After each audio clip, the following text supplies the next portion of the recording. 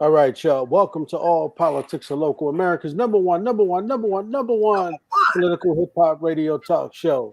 Well, y'all know if it is Friday and the third Friday, y'all know it's time for the mayor's forum. But unfortunately, our beloved brother, Mayor Baraka, is unavailable to be with us tonight. So, Brother Zaid and I are going to hold everything up for the mayor tonight. And of course, we're going to have our brother Larry Hamm that's going to be joining us tonight. And I understand at 7 o'clock we've got our sister from the NAACP coming in. Deborah Smith-Gregory, right, who's going to talk about the Newark Board of Education elections.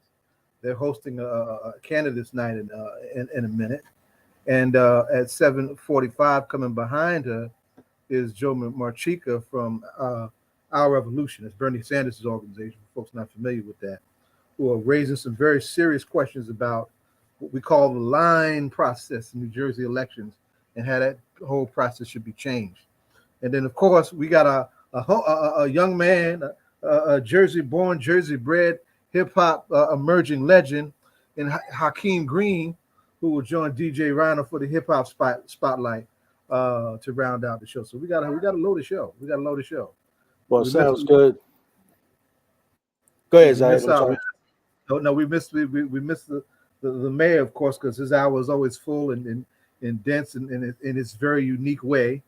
But we got a veteran freedom fighter who's busy on a number of fronts, who can help us build out this time uh, in a very meaningful way. So we're ready to go to work. It is time for all politics local. Yeah, and obviously, man, I was hoping to be able to get to the mayor tonight because I wanted to talk to him, particularly as it relates to what's been going on, not only with some of the things happening in the city, but really about his state of the city part 2, which was dope. I was there. It was awesome, man. So, but we're gonna try to pick up with that with him next month in terms of that, man. So, as we wait for Larry to join us, what's going on, brothers? What's happening in the streets in the movement, brother? Well, and a lot of that we'll talk about with him. We'll break his talk up into like three parts. One, we'll take a peek at this world peace question, right? What is this? What is this war situation in Europe mean for the Black world and for the whole world? What are the things that we're not looking at that need to be talked about? Two, the police brutality front, unfortunately, is busy. We will be in the street in Bridgewater tomorrow again. And we have a new case that popped up in Trenton. It was very horrible. The Bridgewater case is insulting. But fortunately, the young man that was involved in that situation was only harmed in a minimal way, survived, but not the onslaught of the kind of mortal violence that often comes up with police with these deadly police encounters. But this is young brother named Jawan Henderson. Say his name. Just barely Jawan Henderson. survived. Yes, Trenton just barely survived being shot in the chest and the back in his car, and he was just really just And when attacked was by that? And when was that? the incident was in February. It was February 12th. We just got wind of it a couple of days ago because the New Jersey State NAACP did a press conference yesterday and asked for some help with getting that word out. This young brother was 29 years old in his car in front of his home, just really doing a late night errand. And all of a sudden he found himself being swarmed by mass folks who came at him, who turned out to be the street crimes unit for Trenton. I didn't know Trenton had a street Wow. crimes unit, but that's street crimes unit as we knew them were horrible, violent, heavy-handed, and do the kinds of things that happened to this young brother. So we got a hot new case that's going to be that we're going to have to deal with there. And then, of course, April 4th, the anniversary of the immortal Dr. Martin Luther King, and those of us who are my age, we're the last generation to see Dr. King alive, so we have an important responsibility with upholding that legacy. But the Million Voter March, the march raising the question of voting rights, and over 60 organizations have endorsed to participate in the Million Voter March on April 4th, right here in Newark. We'll lay out all that stuff when the demo gets on. So the streets are busy. Streets are busy as ever, and I'm sure there's things I haven't even gotten to, but just Yeah. set the stage for him joining us in a few minutes. Yeah, I mean that is this the first time the Million Voters March is actually happening? Well, April 4th, we've always done something on April 4th. We've always done something on January 15th, right? But the spotlight on voting rights is for the first time because of all the drama with this backwards energy in these Republican state houses following the Trump agenda to really try and disenfranchise black and brown voters uh, around the country. That's why this is taking on a particular kind of significance, right? So he really to highlight that challenge. We just had this crazy contradiction where after 140 years, the first anti-lynching federal bill was passed by the Congress after 140 years, but they won't Wow. pass the Voting Rights Act. They won't pass the John Lewis Act. They won't pass. Those bills that we need we got lynched over trying to vote, right? So they're gonna now, uh, after the renewed attention of Emmett Till's story. This is what drove it.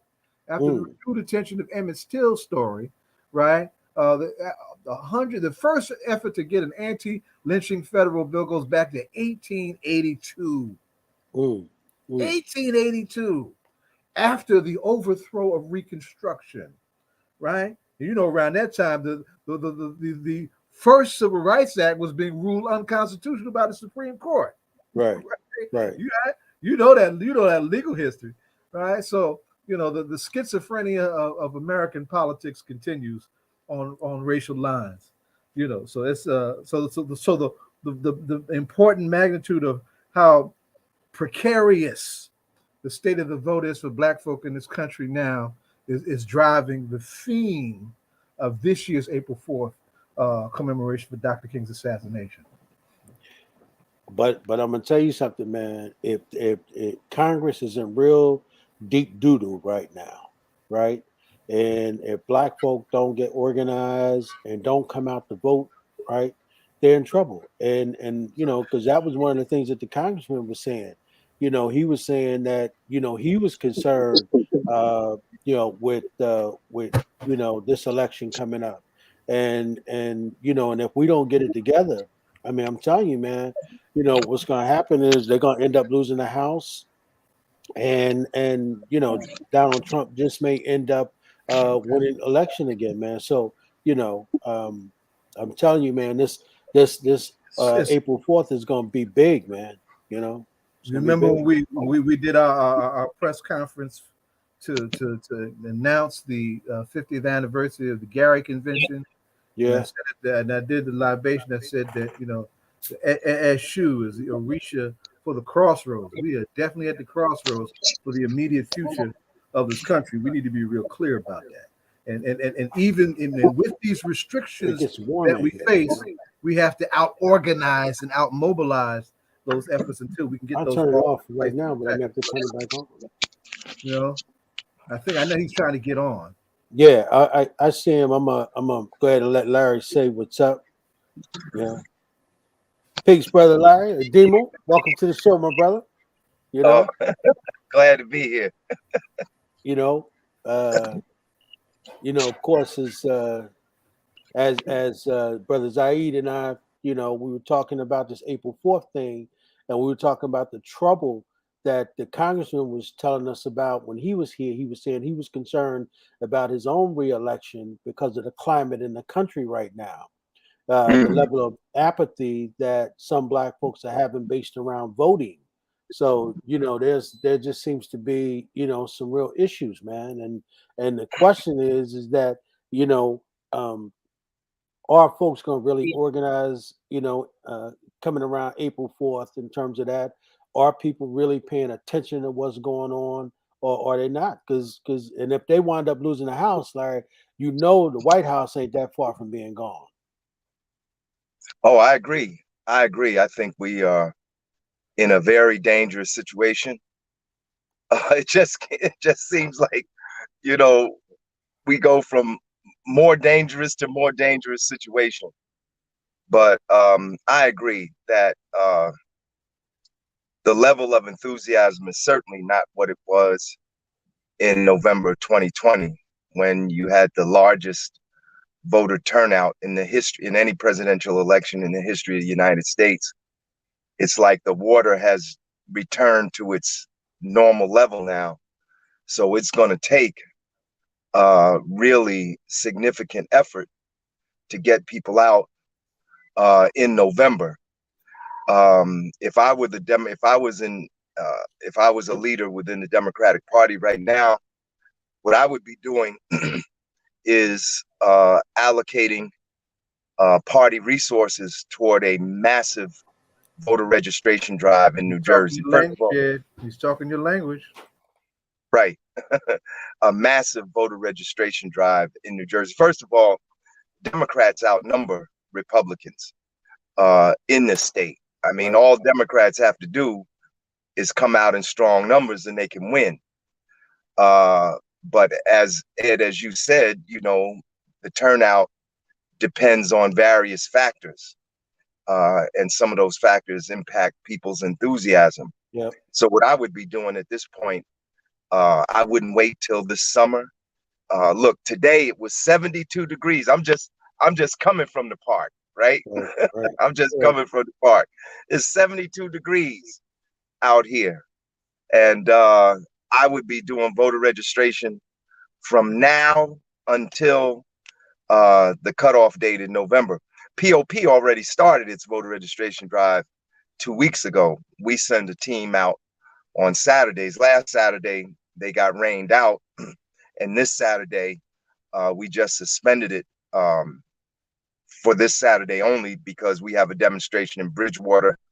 And we're asking all of our members to come to Bridgewater for this demonstration to demand justice for Zakai Hussein and respect for the Black community in Bridgewater. But if I were in charge of the Democratic Party, I would be doing everything in my power to register new voters, because new voters have a degree of enthusiasm, anyway, built-in enthusiasm. I remember how I felt when I got my first voter registration card. I don't even know if they still give out voter registration cards. The first time I registered to vote, which was back in 1972, they used to send out this little tan card that said you were officially a registered voter. I don't know if they still do that or not. I don't think I ever got one, Larry. I got one time. I'm almost 70 years old, so there's probably stuff that I got that y'all didn't get. Like, y'all probably don't remember civil defense drills, right? I remember those. Everybody talk about nuclear war now. We used to do civil defense drills in school where we had to like get under our desk as if getting under the desk was going to protect us from a nuclear bomb. Right. So I'm just saying, how I felt when I got my first voter registration card. So new voters have a kind of built-in level of enthusiasm. And if they register, just say in this entire state, if they registered 100,000 new voters, it would have a major impact toward helping people get reelected, helping incumbents stay in, those that want to stay in, and helping get new people elected. I have a sense, though, that there may be a built-in bias on the part of some, not on the part of all, but on the part of some within the Democratic Party. A lot of them don't want new voters because they think a lot of new voters are going to vote for new people. Wow. New voters might be a threat to the incumbents, especially these young voters that have so many issues. I mean, just student debt. I was just discussing this issue with my daughter, not from a theoretical perspective. My daughter who finished school. She's fresh out of school. Right. She got out 18. She's got $50,000 in student debt.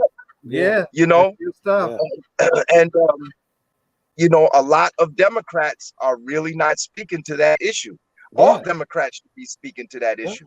I mean, Biden doesn't even have to wait for Congress through an executive order. Make it plain. He could, in fact, slash student debt. He might not be able to eliminate it, but he could slash it. And that would Yep. be an incentive for Congress to go ahead and eliminate student debt. You know, it just amazes me how they can, in an instant, you know, like a magician, they can come up with $26 billion for military aid to Ukraine. Yeah. That wasn't even in the budget, Yeah. but they can't come up with money to eliminate student debt. Yeah. So I'm just saying that if I was, you know, in some kind of leadership position in the Democratic Party, I'd be doing voter registration 7 days a week. Yep. I would have people out there, paid campaign workers, you know, every day.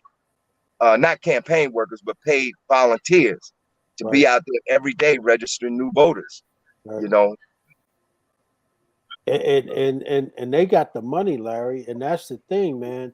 You know, they got that money sitting in the war chest. And you remember, you know, that happened when Hillary Clinton was running. Remember, you know, all them young cats sitting in Brooklyn wasn't spending that money. And, you know, and I remember Tamika Mallory, I remember, what is it, Roland Martin, Tamika Mallory, all of them was calling those folks in Brooklyn.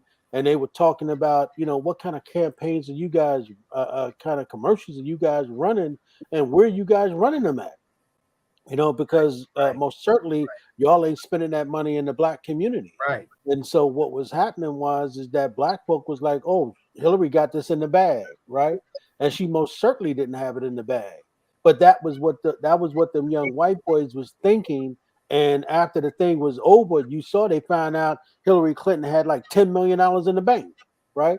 That she could have spent, right, on advertising in the black community with black media. But she didn't do it. And so here, you know, when the congressman says, oh, he's concerned about his reelection because of, you know, the level of apathy that he's feeling from some of the black voters in the state of New Jersey. Well, you know, I think if you know, I'm not sure how much money Leroy Jones got in the bank, but I'm saying if that's the case, somebody need to be making a phone call to the chairman and saying, well, chairman, you know, how much money we got, you know. And you know, if somebody like, you know, Chairman Larry Hamm says, well, we should be doing voter registration right now up until the election. Hey man, how much we got?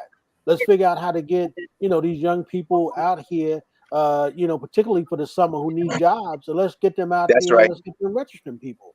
Right? That's a good summer job, right? Absolutely. Voter registration. Yeah. Yep. And then the other thing, Brother Demo, I would be thinking, because I said this to the congressman too. Listen, man, you know, you know, the vice president when he was running before he became the president, President Biden talked about how much of the debt from students he would get rid of, right? He hasn't even done that, right? And I don't understand what the procrastination is. So if you don't want to get rid of all of it, but if he was willing to get rid of $50,000 of it, that would wipe out your daughter's debt, right? Absolutely. Right. You know, and I'm saying he hasn't even done that. And he can do that on executive order. He doesn't need Congress to do it. And I'm saying that would, and that's the thing that John Austin was saying. John Austin was saying, you got to pay them young people if you want them to come out, right? You got everybody else you doing stuff for. And like you saying now, he found all of this money, you know, to help Ukraine. Well, don't you think them young people are smart enough to see that too? They sitting there looking around and they're saying, wait a minute, you helping everybody else, but you're not helping us. And then at the same time, you talking about gas prices going up, right? You know, we just came out of, we're coming out of this 2 years of COVID. Come on, man. I mean, you know, and you want to know why you need to be afraid whether you're going to be elected or not. Well, you got to get this president to do something. That's right. I agree wholeheartedly. But, you know, I'm going to tell you something. Even if I didn't have the money, just let's speak hypothetically, right? Even if I didn't have the money, if I was a leader of the Democratic Party, you know, the national chairperson of the Democratic Party is a black person. Did you know that? No, I didn't know that. Jamie Harrison. Oh, yeah, that's right. That's right from South Carolina. Clyburn. Isn't he from Clyburn State? He is. He's from South Joe Carolina. knows us, and we know Joe. Yeah. Jamie Harrison is the national chairperson. I would put out a national call for volunteers, even if I didn't have money. Something is better than nothing. And if POP, who don't have no money, can find, people to volunteer every Saturday to do voter registration, what could the National Democratic Party do if they put out a national call? You know, even on a volunteer basis, hundreds of thousands of people could be registered across the country.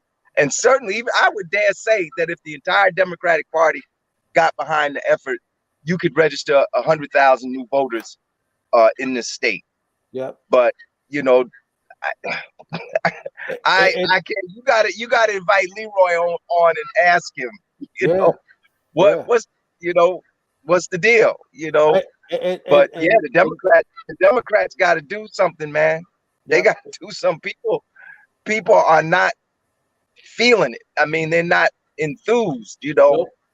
And Biden is going to have to use, you know, since they can't get a solid Democratic majority in the Senate because of Cinnamon Mansion, Biden's going to have to do executive order. You got to do something. You can't sit and do nothing.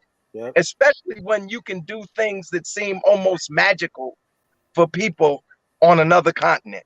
Like Ukraine is in Europe. Like there's 3,000 miles between us and the Ukraine. You know? And we can find money for them, aid for them. Why can't we do things for our own people in this country? And I told you, right, them young people are smart. They're not stupid. They watching this, man. You know what I'm saying? And so if you worried about them not coming out to vote, you know, you worried about, you know, whether or not, you know, they're going to tell other people to vote. They don't think, they already don't. Remember, they didn't want to vote for Joe Biden in the beginning, right? Because they were talking about, you know, how he didn't support black folks and all of that. And then, you know, the issues they had with the vice president. You know, but at least if you gave them something, right, you would get them excited, right, and you just might get some new voters out of it, and you know, and this, and I'm telling you, I'm gonna reach out to Jamie Harrison, right, because I've got some connections, so we're gonna reach out to him and say, yo, man, we're gonna have you on the show because I'm gonna ask him straight out. Like, look, man, how much money do you cats have? I'm gonna have to come out and come back in because I'm not here. I'm not Ed. You're not coming through, so I'm gonna come out and come back in. Okay. All right. We hold it down. Yeah, but yeah, that's we need to go for it. To try and get him on. Yeah, you know, ask him. I'm telling you. Yeah, why not? And I just may listen.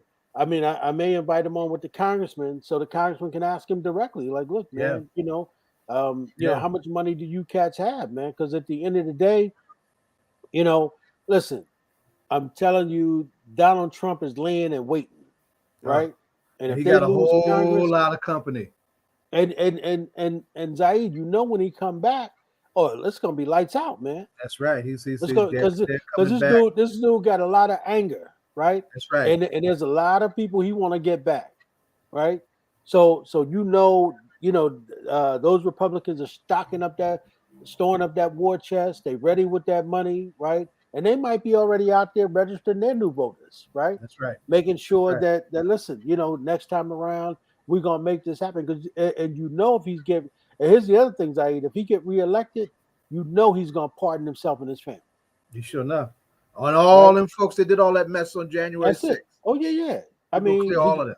Right. He gonna clear all that up. And right now, what he's doing is he's definitely making sure that you know he keep this thing quiet, but at the same time, what he's doing is he keep appealing, right? Keep appealing. So every time it look like they're gonna make a decision, he come out and get another judge that's gonna appeal it. And he's gonna keep appealing until he get reelected. Once he get reelected, they're gonna make it go away. And they just may even get another cat that just may make it go away. You know what I mean? You know, Larry, what we're talking about is if the Democrats don't organize, if Jamie Harrison and those folks don't get together, and Donald Trump is laying and waiting, we're saying, you know, when he gets back in and gets reelected, not only is he going to pardon himself, he's going to pardon his family, right? Because he can't run again if he gets reelected, right? And he's going to try and get all those people back that got him. But as Zaid just said, he's going to make sure that he pardons all those people. Not coming through. Okay. Instead of having trouble, we'll do your thing again. Go on back out and come on back in. Could be the area he's in. Yeah. Frequency is always I have frequency issues right where I'm staying at sometimes. That's another reason why I'm on this particular computer. But But like, but Zaid, I'm telling you, man, he is right on point. mhm. Just in terms of that, and I think at the end of the day, I think that if Democrats don't decide to spend that money, the same thing that happened, with Hillary Clinton, right, is going to happen to these folks, and rightly so. It's what they deserve, man. You know what I'm saying? It's a You know, case of chickens coming home to roost. there you go. Right? And it's going to be a nasty kind of thing if it does. One of the things too that I'll raise this when he gets back on, that we participated in this, and we had her on. Is a young organizer out of South Jersey named Sue Altman, Jersey Workers Family, who really gets at the cinema types amongst the Democrats. Right, she's really getting them. Josh Gottheim is behind real good with some good rallies because he was trying to hold stuff up in a very cinema kind of way with his being so friendly to Cole and the big money that he gets. Right, she rallied on his behind, but she did a rally of the folks that represent the spectrum of what the New Jersey Democratic Party looks like, from its most progressive dimensions to its most traditional dimensions, right? Congressman Payne was in it.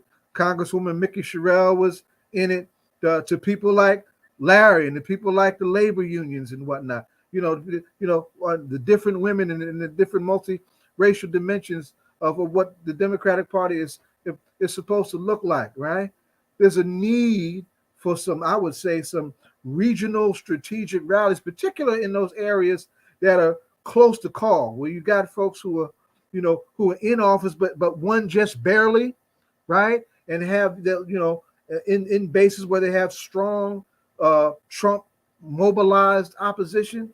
Those folks need to be shored up. People like Andy Kim, right? Down in Ocean County. I'll try to get Andy Kim on because he's got an interesting January 6th story too. I try to get him to come on with Congresswoman Bonnie Watson Coleman. But there's a real need to do some shifting, to mobilize our base, right? And the point that Ademo said that's important to appreciate too about these jive Democrats is that some of them are afraid of mobilizing and organizing new voters because they're afraid of who they're going to vote for. Are you serious? Yeah. But that's real stuff. Yeah. Been the problem with the whole process, I would say, in the last 30 years. And that's why the Republicans have been able to take so much ground, because Democrats concede so much ground by virtue of playing it safe and playing it careful, so busy worrying about new blood coming up and willing to bring some energy into this thing. And sometimes, yes, push things to the left instead of worrying about that. Organize around it. Yeah. Embrace it. Yeah. Build on it. Yeah. Not the. There's a reason why I call them the Democrats, because they just do dumb stuff. Yeah. Right. And we're the ones, right, for all of our loyalty and all of our episodic mass voter turnouts at critical times and critical places for critical meeting folks like Governor Murphy in this last election. We're the first ones to get beat the hell out of when all the fallout comes. So so we got to really, really wake up and see what time it is. So all of that is, and that's just the local side of part of what April 4th deals with, but and what is one of the most serious battlegrounds we got to pay attention to, right? Mm-hmm. We got to pay, and we've had folks on that has been on the ground from up here down there around that. The state of Georgia is going to be a real bellwether as to how this thing is going to go nationally. Stacey Abrams and the little brother that just got elected senator, what's his name? Right? That dude was in Dr. King's church. I can't call him. Right, my little brother Raphael Warnock. Right, everything is built and set up with these new laws for them to lose. Right, but if we out organize that effort to to undermine our vote. And they, in Texas, they're already sending ballots back because they didn't do this and they didn't do that in the early voting registration process. It's really gotta be. This is the moment to not just be most active, but to be most informed about the details. See, battles are won and lost in details, Fidel used to say, right? In the details of this new game that these crazy folks have created with this new landscape. So it's, we but indeed at the crossroads. Yep. But here's the thing, though, Zai, we call them crazy, but they really not crazy, man. They're organized. They're clear. Right, that's right. They organize crazy, right? They understand exactly what their motives are, right? They got an end game, right? And at the end of the day, they're trying to push their agenda forward. And what we've got to realize is that they clear on that, and they're clear about how to get it done. And the other thing is that they're willing to finance it. We haven't gotten to that point yet, right? We are not willing to finance our own struggle at this particular point. And part of that is the problem, right? That we're not willing to finance our own struggle. Remember, Malcolm said the struggle must be financed. Right? So if we're going to change the conditions of our people, we're going to not only have to begin to finance that, but we're going to have to finance our own candidates. And the question is, how long are we going to talk about getting that done? Right? At some point, we're going to have to get it done. But we also going to have to learn how to make. I mean, it's the same thing Amiri was talking about, right? In 72, and we hope to talk about that, this summer at the convention. At what point are we going to make Black elected officials responsible to Black people? When we start financing them. That's when we're gonna make them accountable. Until we finance them, they ain't gonna be accountable. That's right. And we've got to begin to put the money forward in order to get that done. And that's why once these Black folks get elected, they start acquiescing not to Black people. They start acquiescing to white folks. And, that's one of the problems that's going on now in New York, right? People, Bob Law is saying that, they've been, the Black organizations like himself and, Incoba and some of the on the ground organizations have been trying to meet with Larry and meet with Eric Adams, the new mayor, Eric Adams in New York. And this brother ain't meeting with him. And what I'm saying is that I'm gonna bring Bob on because Bob feels some type of way about that. He's like, yo, I know this guy. Out here a long time too. Right. That's right. He's like, I know this guy, and we can't get a meeting with him.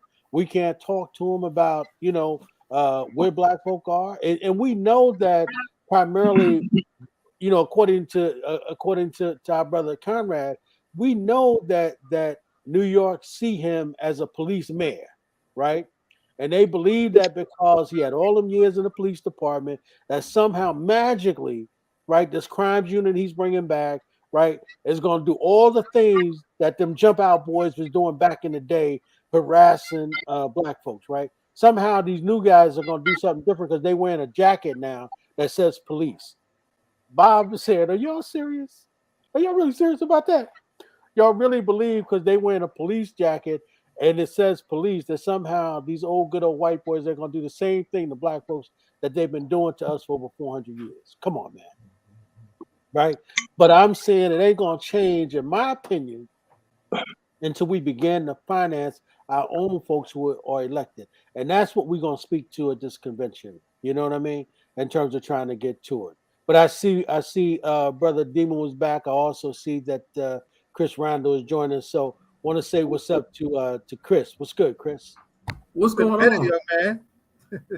I was just quietly listening, But Ed, it's crazy because the police work for Zaid too. Do you know that?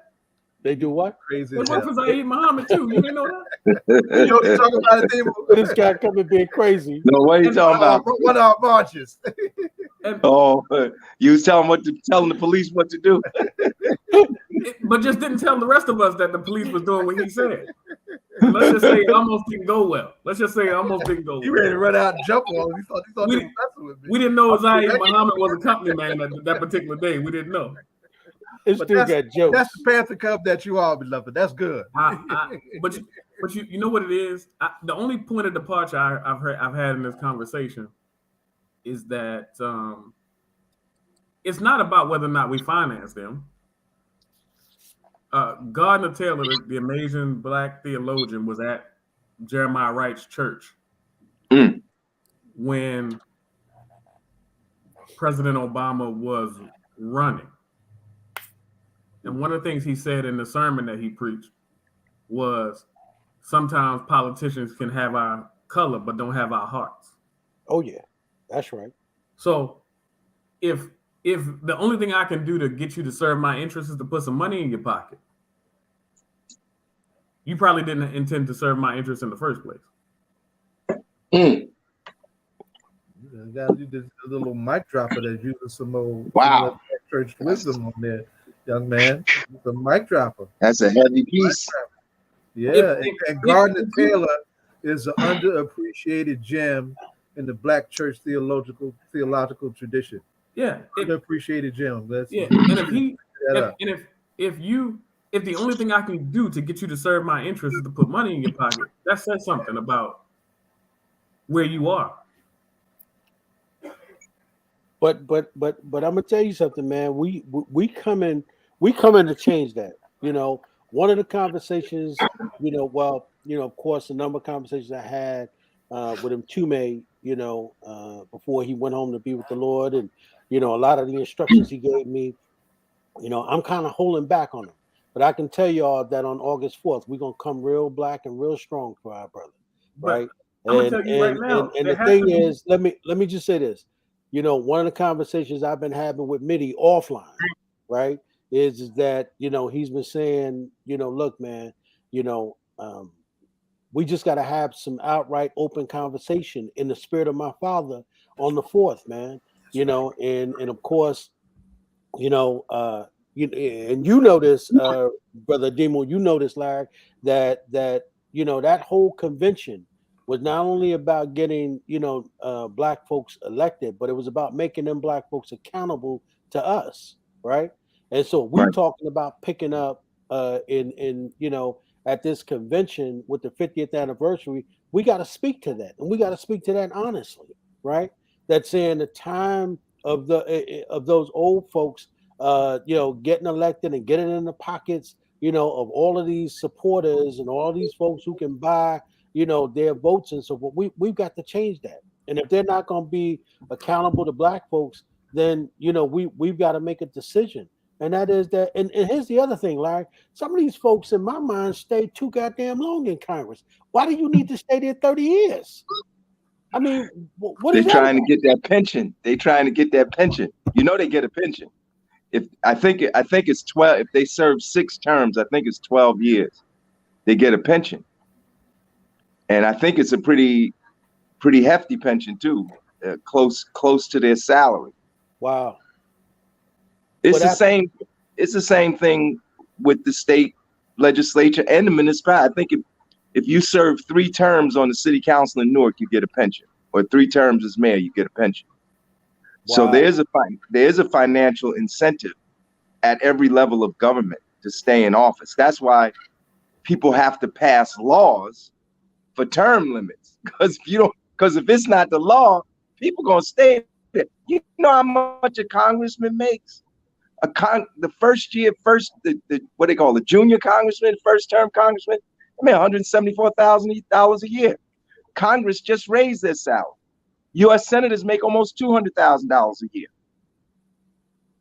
That's a pretty good piece of money, and most of them millionaires. Most of them come from money. Yeah, most of them are millionaires anyway. The majority of people in the Congress, in the House and the Senate, they are the majority, not everyone, the majority are millionaires. And then a lot of them that are not millionaires are very well-to-do, so that a lot of people don't know about the pension. See, when you get my age, where you can collect a pension, then you really understand, like I think police receive 90% of their pension. I think so. So if you're a cop and you retire at what? Let's just say you retire at $90,000 a year, you might receive an $80,000 a year pension plus your Social Security. So when you add your Social Security and your pension together, you're gonna make over $100,000 a year and never have to work another day in your life. You're right. Yeah, you're gonna be all right. Yeah. Mm-hmm. Yeah. And then there's See, people don't know. They don't know that side of it, because you ask the question, well, why do people stay in there so long? Because it's to their financial benefit, Right. to stay in there. Imagine if you made $174,000 a year, how much money you would have to invest. So it's not just a question. You make $100,000, you can save so much more money, and then you can invest it and make more money. And then this is why they got to pass laws for a lot of these Congress people on investments. Like they have to put, if they have investments, I think they have to put their money in a trust fund, because Congress people are privy to a lot of information, economic information, that will affect the stock market. Yes. That's why you see them going to jail all the time. Just this year, some had to go to jail. Yes. Because they were out there getting that information out of their committees, and then turning around and buying and selling stocks that are discussed in their committee. Insider stuff. That's what they call it. Insider trading. That's what it's called. Insider trading. It is very lucrative to be an elected official. Like, wow. I would say at the state level, at the federal level, and if you're a big city politician, because a lot of these people in the small towns, they don't get full-time salary. Right. They get a part-time salary. A council person in Newark, they have a staff, they have district office, they have an office in the city hall, they have secretaries in both places.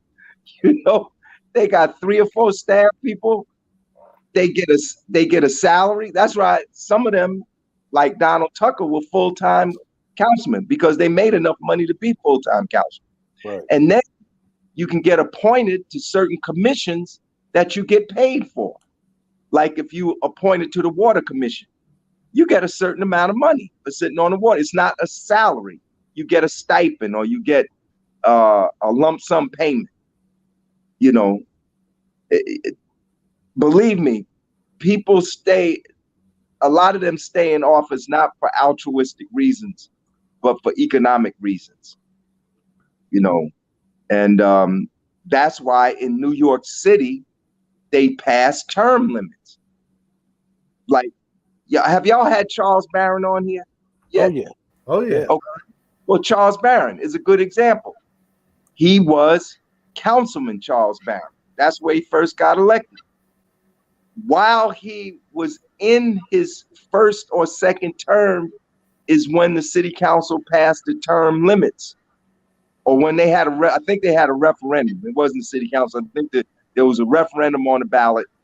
The referendum won, and so they were limited to 2 terms. So when Councilman Barron termed out at 2 terms, he ran for state assembly. Ooh. And he got elected. And his wife ran for office, and she got elected. Yeah. So when she terms out, I guess they're gonna switch back. Why he can come back? He can come back to the city council? He can come back. It's just consecutive terms. You can't serve, I think, more than 2 consecutive terms. Wow. So you can come back after you're out, for a year or so. But most of them don't have to come back. After a while, you make enough connections. A lot of elected officials rotate out of government into the private sector. So while you're in office, you make connections with so many businesses. You cast votes that favored these businesses. And then when you are termed out or you finish being an elected official, you go to these same companies that you voted favorable policies toward, and you get a job. Yep. A well-paying job. Yep. And Larry, that's how most of these cats, when they retire, especially them police chiefs, right? They end up in charge of some, some security at some major company or They something, become right? millionaires. Yeah, Millionaires. yeah, Millionaires. yeah. Because Yeah. it's the same level of thuggery. Go ahead. The question we always ask ourselves is, when you fill out a resume, and you're trying to get a job, they want to know what skill sets do you have, what education do you have that qualifies you for X position, right? Well, if you, the police chief, you've been a gangster for 10, 15 years, you know how to beat up Negroes and keep Negroes away from people, you should be in charge of security. That's the job. That's not me. Simone Brown said that, a professor at the University of Texas at Austin, not me. She said that the police were created as slave catchers, not me. Not me. I'm not qualified to make a statement like that. But if that's what you've been doing, and there's a job that requires you to behave that way, you should probably have that job. It's unfortunate, man. So it seems like what the new hustle is, right? It seems like politics is the new hustle, man, because I mean, just in terms of the way things are going down. When Mayor But Baraka was Ed, it's not new. Right. It's way old. This has been the story for the last 50 years. Yeah. This is not new. Yeah. 50. It's always been this way. It's just Last we 500. get into it. What's new is that people are finally figuring it out for themselves. But it's not a new hustle. That revolving door has been in government for the entire 20th century. Wow. It's just black people just came into this game. Right. Remember, before 1966, in the entire United States, there were 466 black elected officials in the entire country. By 1972, there were 10,000. Imagine that. That's what the Civil Rights Bill and the Voting Rights Bill did. From 466 to 10,000. That's like what? A 10,000% increase in elected officials. So we in the game now, and from that point on, people been playing the game. We just getting hip to it. Like, I'm gonna tell you the truth.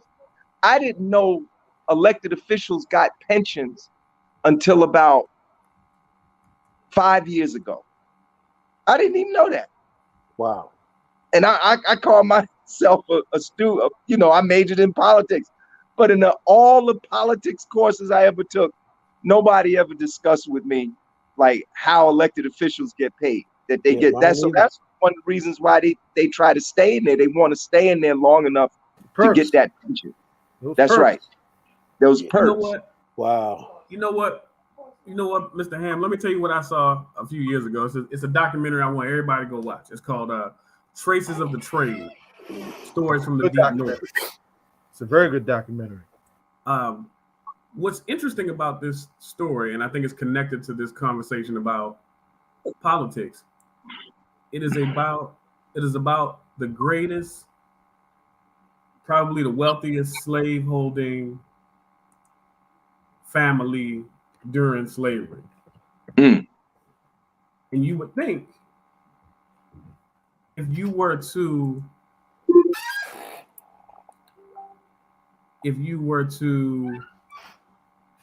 ask someone, well, where do you think that the number one slave-holding family was from? Most people would probably say somewhere in the South. Well, that would be false. The correct answer would be the DeWolf family, and they're from Rhode Island. There you go. Good film. It's a good film. Good reparations talking to film. They're very good. Very good. Right. And what's interesting, and why I think this is connected, is the way the DeWolf family really got wealthy. And this is a story being told by one of their descendants. They really got wealthy is one of their, I don't even want to use the term ancestor. That's a bad, because I need that one for us. Okay. They do have ancestors too. Some old person that died in the family supported Thomas Jefferson for president. So when Jefferson won, what he did was made that DeWolf, I want to say it was James DeWolf, the customs agent in Rhode Island. So then when slavery became illegal, when it became illegal to import slaves, he was the custom agent. So guess what? He never saw nothing. He happened to never be there when the ships was coming in with all the illegal goods and the enslaved Africans and all that. He happened to not be looking when all that was happening. This whole notion of the political hustle ain't new. It's a very American thing. It is a very historically and Jersey got its own relevant spin. thing. That's why it's called the Soprano State. Absolutely. But the thing that I think needs to be discussed with a certain level of depth is what we've been getting at in this whole conversation about Black politicians. Often I think that, and this sounds bad because of the politically correct term, but there has to be a certain level of authenticity testing, I think. Like, if I go to Larry Hamm or Zaid Muhammad and say I'm an activist, they should be able to convict me of that without my testimony. Without me saying that I'm an activist, they should be able to go to, because of who they are, they should be able to go to other people and say, yeah, Chris has been in the struggle for a long time. You can trust him. What makes a politician that happens to be Black a Black politician? By what standard do we measure them as qualified to be representatives of our people? Do we have any rubrics for that? We should, and we should, and they should be like it should be the Charles Barron or the Adam Clayton Powell, or those few. Like I got this book. I'm start plugging books. Go ahead. Go ahead. You finish it's called The Sovereign Psyche. Systems of Chattel Freedom versus Self-Authentic Freedom by Ezra Ahorn. He's a political scientist out of Delaware State. And if we don't have a sovereign psyche, like we don't think Black, it doesn't matter if the person looks Black. Think nationally Black. Yeah, if you're not, like, if I were like, wait, Chris. You gotta explain that a little bit. What does that mean? Think Black. I mean, I think I get that, but I don't. Let's see if we can talk about that a little bit. If Gardner Taylor said they may have our color but don't have our hearts, what is it in a person's existence? What is it in a person's life that grounds them to Black people in the Black community and working for the interests of Black people? Ras Baraka is the same man he has always been.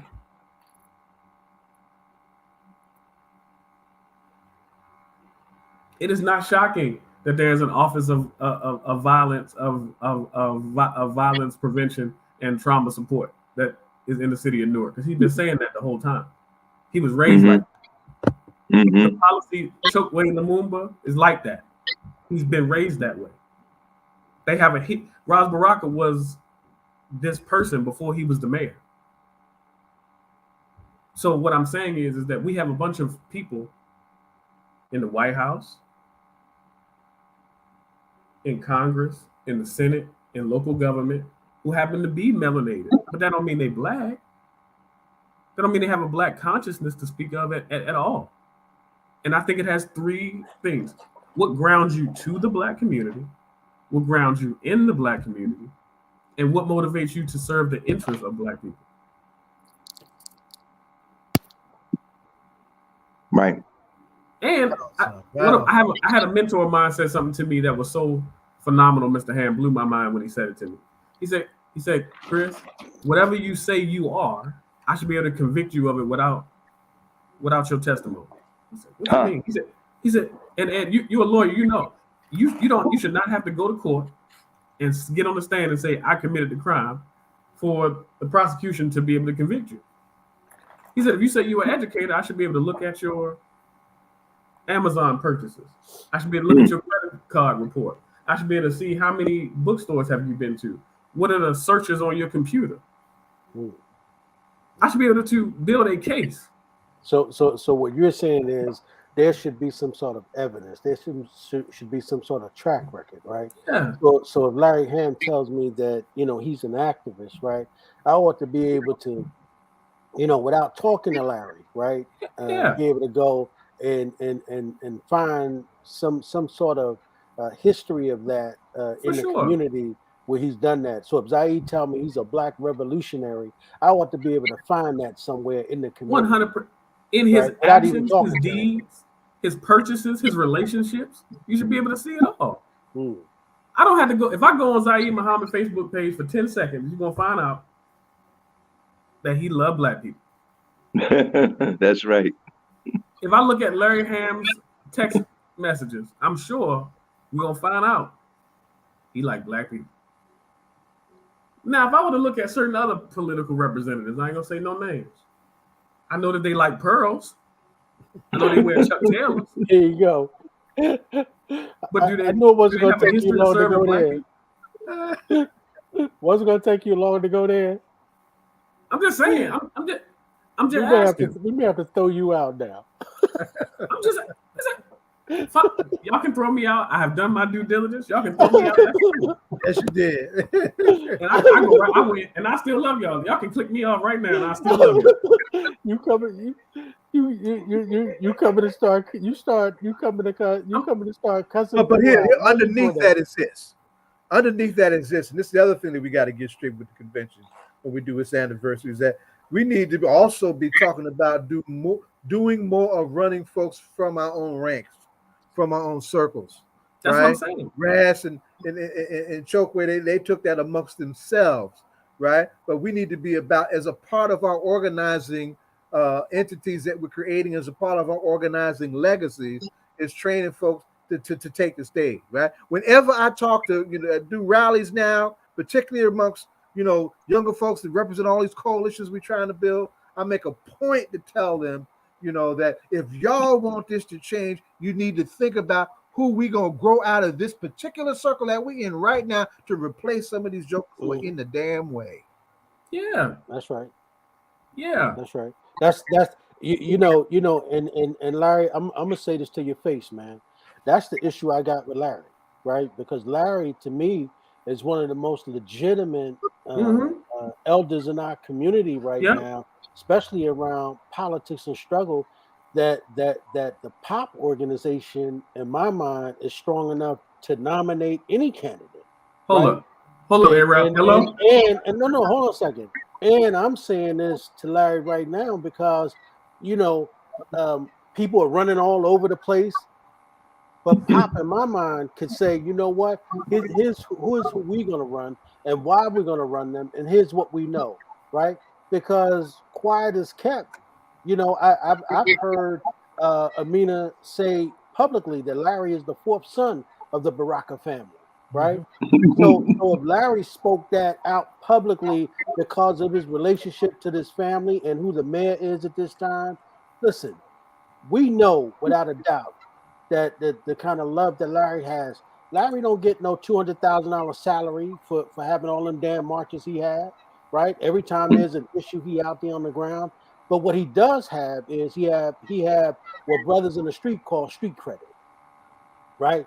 And in my mind, whenever there's an election, Pop has the ability to be able to say, well, we're gonna run a candidate, well, here's who the candidate we support, and black folk ought to be able to trust that, right?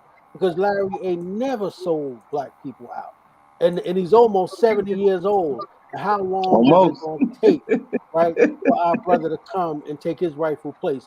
Because Larry, I'm telling you now, man, I intend for you to get that respect at this convention, brother. Thank you, brother. I appreciate that. Hello, is this Annette Austin on the phone? You said tell Larry to finish his book. Here you go again. I cussed at him and sending this damn paperwork a couple weeks ago. Did you get it? You said he ain't he hard-headed and ratchet. No, don't say that about the. I can't say that. Hello. We want the book out by the convention. That's right. Look, the truth is this. I think. Hey, Larry, she did tell me that too. She did say, trying to get you to finish your book has been a real chore for her. The book is done. It's business going on with the publisher now. Yeah. That's the book is done. Okay, the book good. went to the publisher. So now we got financial issues that have to be resolved with the publisher in order to go forward.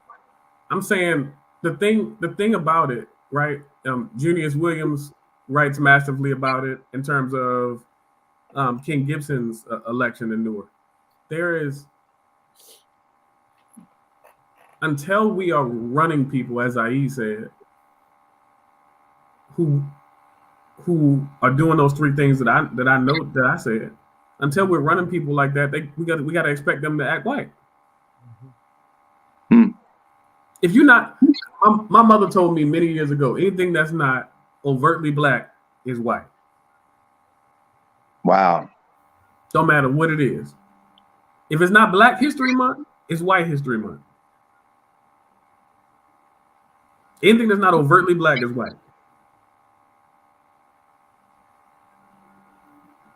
Well, we seem to be the only people that are willing to celebrate everybody else and not celebrate ourselves, right? We almost afraid to say we black, right?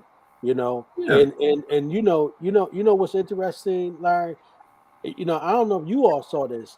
Do you know when you click on Google, right? Google actually has a fundraiser for Ukraine, right? I've never seen that before. I believe it. Right? No. So when you click on Google, and everybody got Google, right? So when you click on Google, it asks you to donate to Ukraine. Can you imagine? I mean, I said, imagine being able to raise money that way. I said, automatically, black folks, white folks, Chinese folks, everybody got that. I said, man, we could solve poverty overnight. Yes, sir. Technology, right? But the reality is, that very nice racist Mahatma Gandhi said, well, poverty is the sin. Poverty is the sin that we could solve, but choose not to. That's right. All of these things are manufactured. Absolutely. And I think the craziest part about all of this, in terms of, even being in this conversation, is like,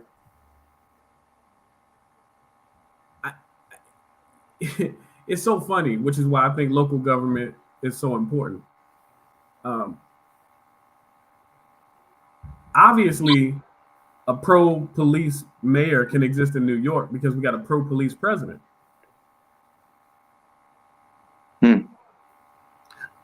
It's hard for me.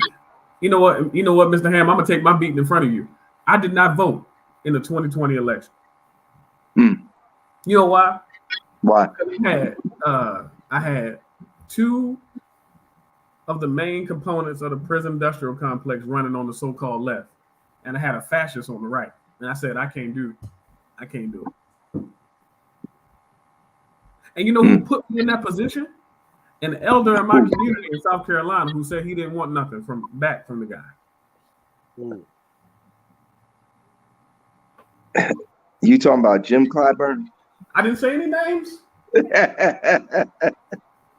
I'm saying it was an elder in my community who got on TV and said he handed over an election to somebody who had a history of lying. He did say that.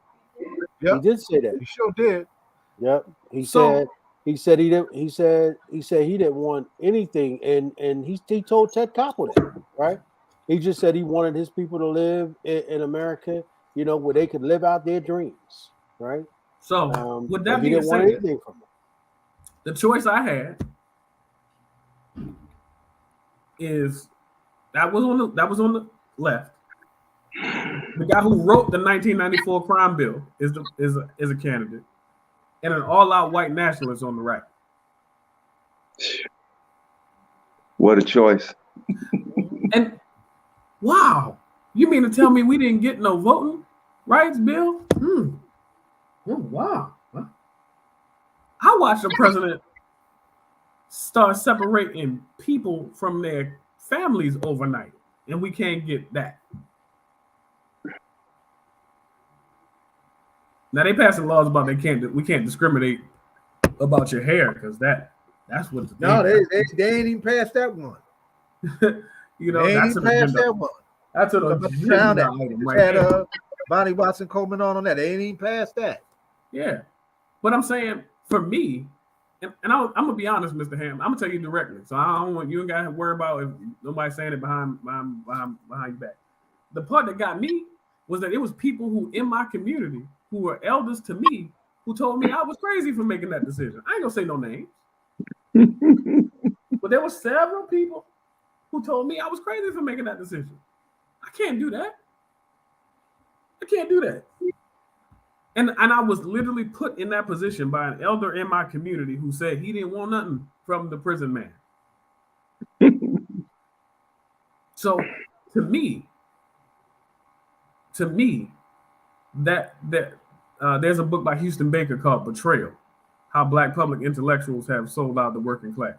Come on, son. You dropping the mic again. If that's the kind of legacy I'm supposed to inherit, I don't know what y'all want. I interviewed a legendary civil rights leader on this show once, Mr. Hamm. Uh-oh. Legendary civil rights leader. Legendary now. Uh-oh. I'm about to mute him, Larry. I'm about to mute him. So no one can hear what he's about to say. I'm scared. I'm not going to ask. You know the question. You don't know. You gonna recognize who it is. I'm about to mute him right now. And Mr. Hamm, now I don't tell lies. I'm a Christian. I don't tell lies, Mr. Hamm. Oh boy. He said, I asked this legendary civil rights activist. There you go. I said, as a millennial who wants to take the legacy of the civil rights movement forward, what kind of advice would you give me? He said, I got some advice for you. Pull up your pants. Stop listening to that hippity bippity skippity. Stop smoking the reefers and stop having so many babies you don't want to take care of. Damn. Now, if I'm lying, I would like Mr. Riley to mute me right now, kick me on off the show. But if I'm lying, I'm flying. It was a disappointing moment, to say the least. So, with that being said, that's the kind of political legacy that we're walking in. Listen, as we wind down, just for a couple of things very quickly. Damon, we're going to be in the street in Bridgewater tomorrow. And just a moment about Jawan Henderson, because we're going to have to come back to that at another time. And then we're going to start trying to bring Deborah in. Well, tomorrow we're going to be back in Bridgewater, New Jersey, in the Black community, which is known as Hobbstown. I bet you most folks don't know about Hobbstown. I didn't know about Hobbstown. Neither one of us do. That's right. We just learned that. Until we went down there for that first press conference we had, the first one we had for Zakai. But everybody knows about the 14-year-old African-American boy that was racially profiled and beat up by the police. His name is Zakai Hussein. In the video, the police ran right by the white kid and went straight to him and threw him on the floor and pushed his face into the ground and put two cops, as if one knee wouldn't be enough for a 14-year-old who weighed all of maybe 99 pounds. But anyway, we're going to be marching for Zakai and the community. The first few activities we had down in Bridgewater were focused only on Zakai, but this demonstration tomorrow has been expanded. So it's a march for respect for Zakai, and respect for the community. That's the actual title for the march tomorrow, the theme, because Black people have been the victims of all types of racial abuse from the police and from other white people for years. And the community felt, well, I should say certain local activists felt that this needed to be highlighted. So that's why we have the theme, March for Respect, respect for Zakai, and respect for the community. And we're going to be meeting at 1 o'clock at 519 Mercer Street, which is the Macedonian Baptist Church in Hobbstown. That is Bridgewater. If you put Hobbstown in your GPS, you're not going to get anything. Hobbstown is to Bridgewater like Vailsburg is to Newark. It's still part of Newark, right? Vailsburg. So Hobbstown is part of Bridgewater. But it's 519 Mercer Street in Bridgewater, New Jersey. That's the Macedonian Baptist Church. And we're starting the march in that area. We're going to march to, they have a Martin Luther King Center in Hobbstown. We're going to march to there. And from there, we're going to march to the Bridgewater Mall, where we're going to demand that the mall lift its ban. You know, we in South Africa, they can ban people. You know, lift the ban against the guy and the other boy that was involved in the altercation. And we're going to inform shoppers that if the Bridgewater police and store owners and store personnel can't respect us, then we shouldn't spend our money there. Yeah. And we're going to do that, and then we're going to march back to the park that's right next to the church and have a rally there. But that's tomorrow, Saturday, March 19th, 1 o'clock p.m. Rain or shine. Rain or shine. If it rain, bring your umbrella. I understand it's supposed to rain tomorrow afternoon. We were talking about this last night. Yes, it's supposed to rain. Actually, it's supposed to clear up in the afternoon. Yeah, we right. might make it through. But bring your umbrella and wear your rain gear, your water resistant clothes, just in case, and march with us. And Thursday, I was in Trenton. I was invited to a press conference that was actually held by the NAACP and the family of Juwan Henderson, who a month ago, this case had been covered up. Right. And finally, the covers have been pulled off of it. Juwan Henderson was in his car. He was unarmed when he was shot by Trenton police, shot in the neck. And now he's paralyzed from the chest down. And I was invited by the attorneys and NAACP to participate in their press conference. I have to give credit where credit is due to the NAACP, because I believe they were instrumental in getting this law firm to take the case of this poor Black family, the case of Juwan Henderson, who was shot, whose body was taken away, and the police would not reveal to the family where he was for an entire week, for over 7 days. Mm. And during that 7-day period that he was in the hospital, he was surrounded by a police guard for 7 days because he didn't die and he did not lose consciousness. So he could talk to people and tell people what happened to him. But the police, while he was under police guard, he couldn't talk to nobody. So after 7 days, I guess one of the policemen had was in the throes of conscience and arranged for him to speak to his family, and his family was able to come to the hospital where he was. But this law firm has filed suit against the city of Trenton.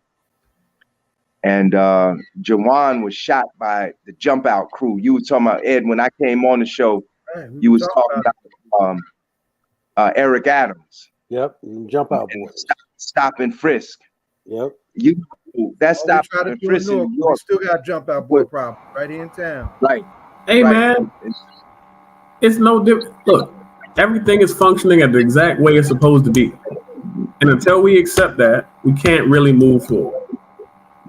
But Mr. Hamm, while you're out there protesting, you make sure you pull your pants up, okay? Don't you be out here listening hippity bippity skippity while y'all out there fighting for justice now. Oh, that's funny. It would be funny if I was lying. I guess I gotta decrease so that Deborah may increase. Yeah. April 4th. The time and date. The time and place. April 4th. Yes, we are marching. We're calling it the Million People's March for Voting Rights, Equality, Democracy, and Peace. On Monday, April 4th. Monday is the anniversary of Monday, April 4th, that is the anniversary of the assassination of Dr. King. 54 years. And we will be meeting 12 noon. No, I take that back. We will be meeting 5 p.m. Right. At the Lincoln statue in Newark to march and rally for voting rights, which are being all but taken away from us. You know, the other part about this, Ed, not only is it the question of voter participation and enthusiasm, it's also a question of gerrymandering. I heard y'all talking about Donald Payne, right? Do you know when I first started voting, I started voting in 1972 after my 18th birthday, December of 1971. I turned 18. In 1972, the entire congressional district that Donald Payne's father was a representative of, it was called and still is called the 10th Congressional District, was the city of East Orange and Irvington, New Jersey. All of Newark and all of Irvington was the 10th Congressional District. It was the blackest congressional district in the state. Today, Donald Payne's district goes up almost to Patterson and goes all the way down to Jersey City. Is that right, Deborah? Yeah, part of it's in Union County too. That's right. That's crazy. All that parts that probably Payne didn't even have contact with until they became part of his congressional district. So now we have these congressional districts where it makes it even more difficult for people to get elected. You said Payne was concerned about getting reelected. Yeah. But we're gonna do a segment on that too. I got somebody lined up for that. All right, I'll leave it alone. I'll leave it alone. Let Deborah come in here now, so I can go play my numbers. Remember, we used to play numbers with a black person. Now we play it with a green machine. Well, I'm gonna tell you right now, if you win, we all win. Yeah. I hope you do. I would love for somebody white to have to hand you a check for $500 million. Oh my God! Man, white people would never sleep another night. They would never. Man, let me tell you something. There's a black woman in Trenton who 2 years ago hit for $400 million. The Smith family is a grandmother, and they set up a foundation. I know about it because they invited me to be the speaker at their Kwanzaa program. Can you imagine that? She hit for $400 million. Now, I'm not advocating the lottery as a business plan. don't nobody miss it. But you know, I am going to say this. If somebody had the only thing they would hate worse is if they had to had like Minister Farrakhan check for $400 million. If you hit, that's the only person I can think they would hate worse. Right. All right, y'all. I'm out. Larry. Thank you. Thank you for having me on.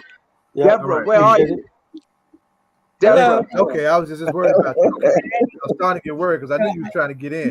Yeah, I switched over. Thank you, Larry. I switched over from my telephone and left the meeting, so the echo shouldn't be there. That was a very interesting conversation, and there are different parts, and everyone has to play a part. And so when we talk about voting rights, it is very, very important. It's important to march. We have to march. Absolutely, we have to march. But then after we march, then we have to vote. We have to vote. We can't be episodic. We don't have that luxury. So when Zaid asked me to come on, I decided that I was going to do a little research, because on March 22nd, the NAACP Newark is going to have a school board candidates forum. It's going to be virtual, but it'll be live streamed. It'll be live streamed on Facebook at Newark, New Jersey NAACP. It will be live streamed on the Interfaith TV broadcasting, and then we're going to request that it be placed on the public access channels. But for 20 years, we fought for local control for the Newark Public Schools. And it was a tough fight because the Newark Public Schools is $1 billion business, Yep. and it was run by Black people, and that's just too much money. And so we were victorious in 2020 in 2017 for it to become a local control school district. Now, I might be wrong about the date because we fought so hard and so long, but the Newark Trust for Education tracks our voting patterns. And so in 2017, there were 139,269 registered voters. 139,269 registered voters. The vote for the school board election that year was 7,565, or 5%. 95% of the people did not come out to vote. We fought, we did sleep-ins, and we marched through the streets, and we did, oh my God, we did all kinds of things. Sleep over, take over the board of education. We did all of that along. And when I say we, it was a true community effort. It was students, it was organizations. We all came together because we did not want to be a Bantustan. We did not want to be an occupied state as it related to having a say-so over the education of our children. But yet, 5% of the people came out to vote. And the thing of it is that the school district's budget is on the ballot. We fought so that we could have a say-so about the budget, but yet 5%. So we have to march. Yes, we have to rally. Yes, we have to take over if need be buildings. We have to press on legislators. We have to do all of that. But the essence of that is we have to vote in every single election. Every single election. So now that was in 2017, and it just keeps going down. It's not going up. It's like we're disengaged and disinterested. We came out full force to elect the first African American male to the White House in 2008. We stayed home in 2010. We came back out in 2014. And then we stayed home for Trump versus Hillary and Biden versus Trump. We stayed home in New Jersey because the assumption that is made is that this is a blue state and that we don't really have to worry so much about this state because everyone's going to come out and vote, and they're going to vote Democrat. So to that end, in the 2021 general election, there are 164,578 registered voters. And I'm going to repeat that, 164,578 registered voters. The number of ballots that were cast in 2021 was 32,476. We can't talk about being woke and then not vote. It just doesn't go together. It does not go together. And so the percentage was 20% of ballots were cast of the population. That's poor and it's unacceptable. And then we're wondering why we can't get bills passed. And then the last piece of research that I want to share with you, because then it's also the notion that yes, this is a blue state. Don't worry, but you see what happened in, was that Vineland, New Jersey, Gloucester County, where former Assembly Speaker Steve Sweeney Got his lived. butt kicked. That's right. Now, so we see, and we see that the current governor it was not a landslide. It was not like, oh, he has it like that. Matter of fact, election night, he had to go home without knowing whether he won or not. And so we have to be vigilant on all fronts. We cannot just think that our vote is, it doesn't matter. We can't say that we want to do voter registration and we want to get out the vote and we want to take a stand for things, and then we don't vote to make sure that the people who we elect do what we say. If those of us who do vote will vote, and then we'll go home. And then we'll say, they're not doing their job. Well, our job is to make them do their job. That's what our job is. Our job is to vote and then make them do their job, whoever we voted for. It is the community and not a person. It is not one person gets the glory and everybody goes back home. We have to be much more sophisticated than that. After all of this time, we're standing on the shoulders of people who died. They died so that they could get a chance to vote. We cannot squander it by saying, oh, it doesn't matter. So in 2021, June 8th, that was a primary. And so to what you all were talking about with Congressman Payne. And so we need to pay attention to redistricting. And if we don't understand it, then we need to ask questions. That's what we need to do. But in the primary in Essex, there were 565,763 people that were registered to vote.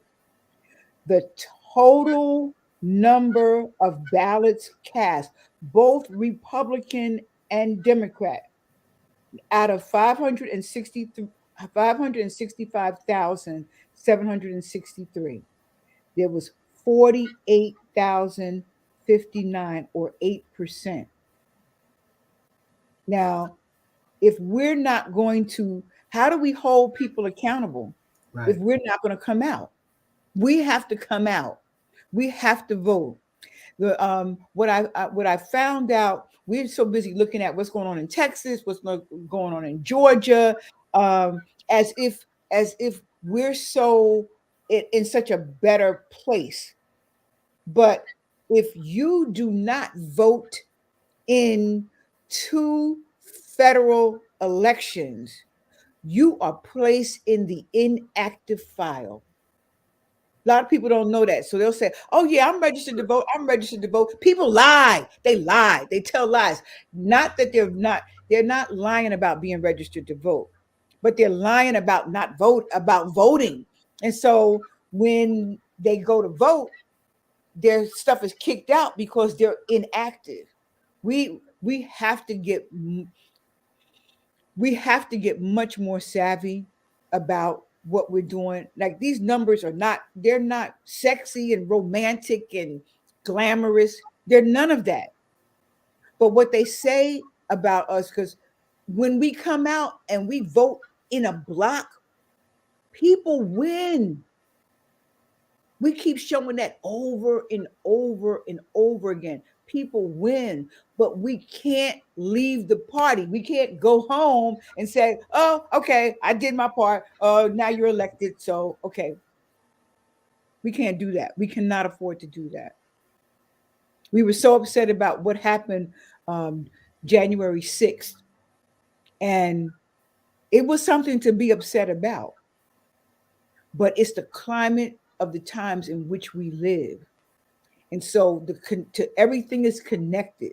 And by that, I mean, if police are still putting their knees on black men's backs and them saying, I can't breathe, or shooting them in the neck and you don't hear from them anymore, or they go into the prisons like Essex County Jail and people are dying in there and we don't say anything, we don't act on anything, something's wrong with that. And it's more than well, the elected officials will get a group to study what the issue is.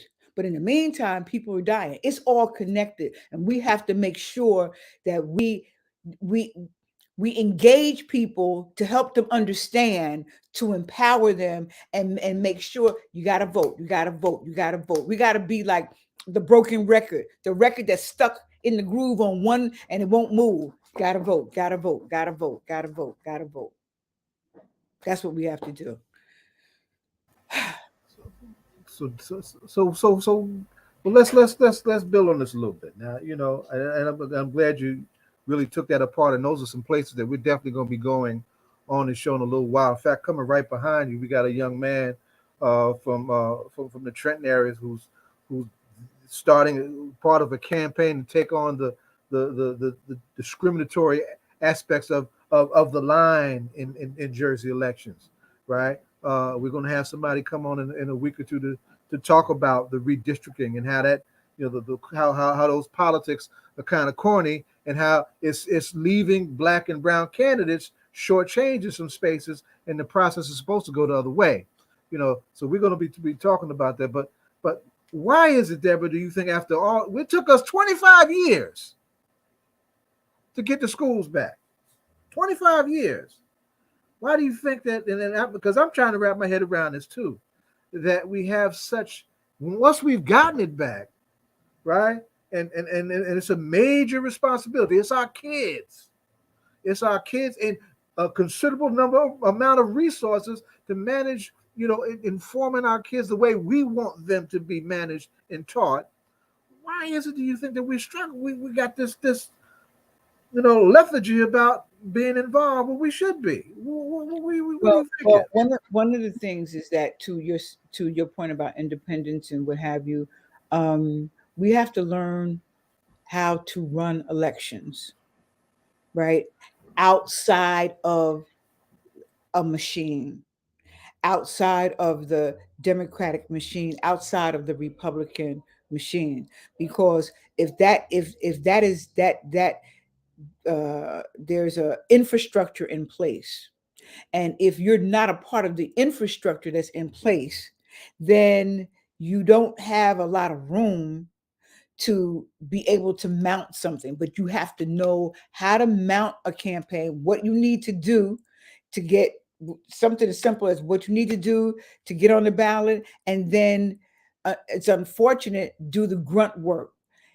It can be done. You see what happened in Gloucester County. It just so happened that it was a white truck driver and a white assembly person. But that's not to say that same kind of upset can't happen. We just think that it happened on our side. It is what it is. There's nothing that we can do. We have to get out of this whole, you know, like, woe is me, and I can't do anything. And you know, we are victimized, but we have to act in spite of the victimization. We have to push forward with certain things that we believe. If the Democratic and the Republican machine in place where it's incestuous and you don't want to be a part of that hotbed, that sexual hotbed, and I don't mean it physically. You mean it politically? We got it. Yeah. I need to be clear. I need to be very clear. Then you have to decide, okay, what are you willing and able to do outside? Because otherwise, it will just go on. And well, Newark is in a very unique place though, and that is Newark is changing. Excuse me. Newark is changing. Demographics are changing, and so people are moving here. We know that from New York, um, from all over actually, and and not coming here with a fear of a machine being in place because they don't know anything about the machine. And so they're willing to throw their hat in the ring. It's happening in the West Ward. And by the way, we're having candidates forums for every ward. What we've done, NAACP has partnered with ward-based organizations. So our next, our after the school board forum on March 31st, we're having our first of a series for municipal council. First one will be the West Ward. And there is a candidate who's running who's new to the city, who threw their hat in. And that's going to happen more and more. So we're And who is that candidate that's new to the city? Do you know his name? yes, but I don't want to put that person on blast, either negatively or positively. I don't want to, endorse by pointing that person out. It's Got it. the example is that there is someone who just came to town and is on the ballot. Corey did that. Let's remember that. Well, Corey was no native Newark. Corey came into town and they're on a popular strategy, has some prominent folks behind him, and won. yeah, but he had some harbingers come in to test the landscape. He had some folks come in initially just to get a feel for what was happening, befriend folks that they needed to befriend in order to get the take a temperature of the climate of the climate, and then he came in, and you see what he did, and you see where he is now, and um, he was outside of a machine. He created a different type of machine and use that. We can't be afraid to step outside of the box. We can't be afraid to to to to lead without permission. Right. Go ahead. That's what we have to get. That's where we have to get to. We want permission to lead. No, no. You feel strongly about something. Self-determination. Exactly. You can lead without followers. You keep doing the work, and people are going to pay attention and say, "Oh, look over there. Oh, okay. You know what? Let me check this person out." But it can't be a popularity contest. It can't be, well, I don't want to step on this person's toes, or I don't want to do. No. It's a new day coming in Newark on so many levels, on the financial level, on the housing level, and also on the political level. Mm-hmm. Mm-hmm. So let's unpack this board election quickly. With the few minutes that we got left, how many seats are open? Who is up for re-election? It's not the whole board. It's just a number of board players. What seats are up for grabs are we talking about? So there are 3 seats up every year. There's a rotation every year. There's a school board election, and the 3 seats that are up are 2 incumbents are campaigning to come back on, and 1 is stepping down. So there are 5 candidates who don't sit on the board, and 2 candidates who do sit on the board who are seeking reelection. Those who are seeking reelection are Daniel Gonzalez and Adorian Murray Thomas. And there are 5 who have not been a board member, but who have the courage of their conviction to say, I'm going to run for this school board. And the thing of it is because it is every year, Every year, 3 seats are up. Every year.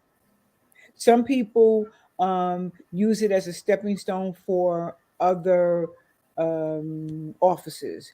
Some people have the commitment to make the change. There is absolutely no reason why the Amistad legislation that was passed over 20 years ago is still fumbling around in our school district. That should be like a closed issue. Closed. That it's taught and it's not diluted. It's not called multicultural history. That it is the history of blacks living in America who came to these shores and who were enslaved, and on their backs, this country became great. That's right. Which leads us into reparations. Come on.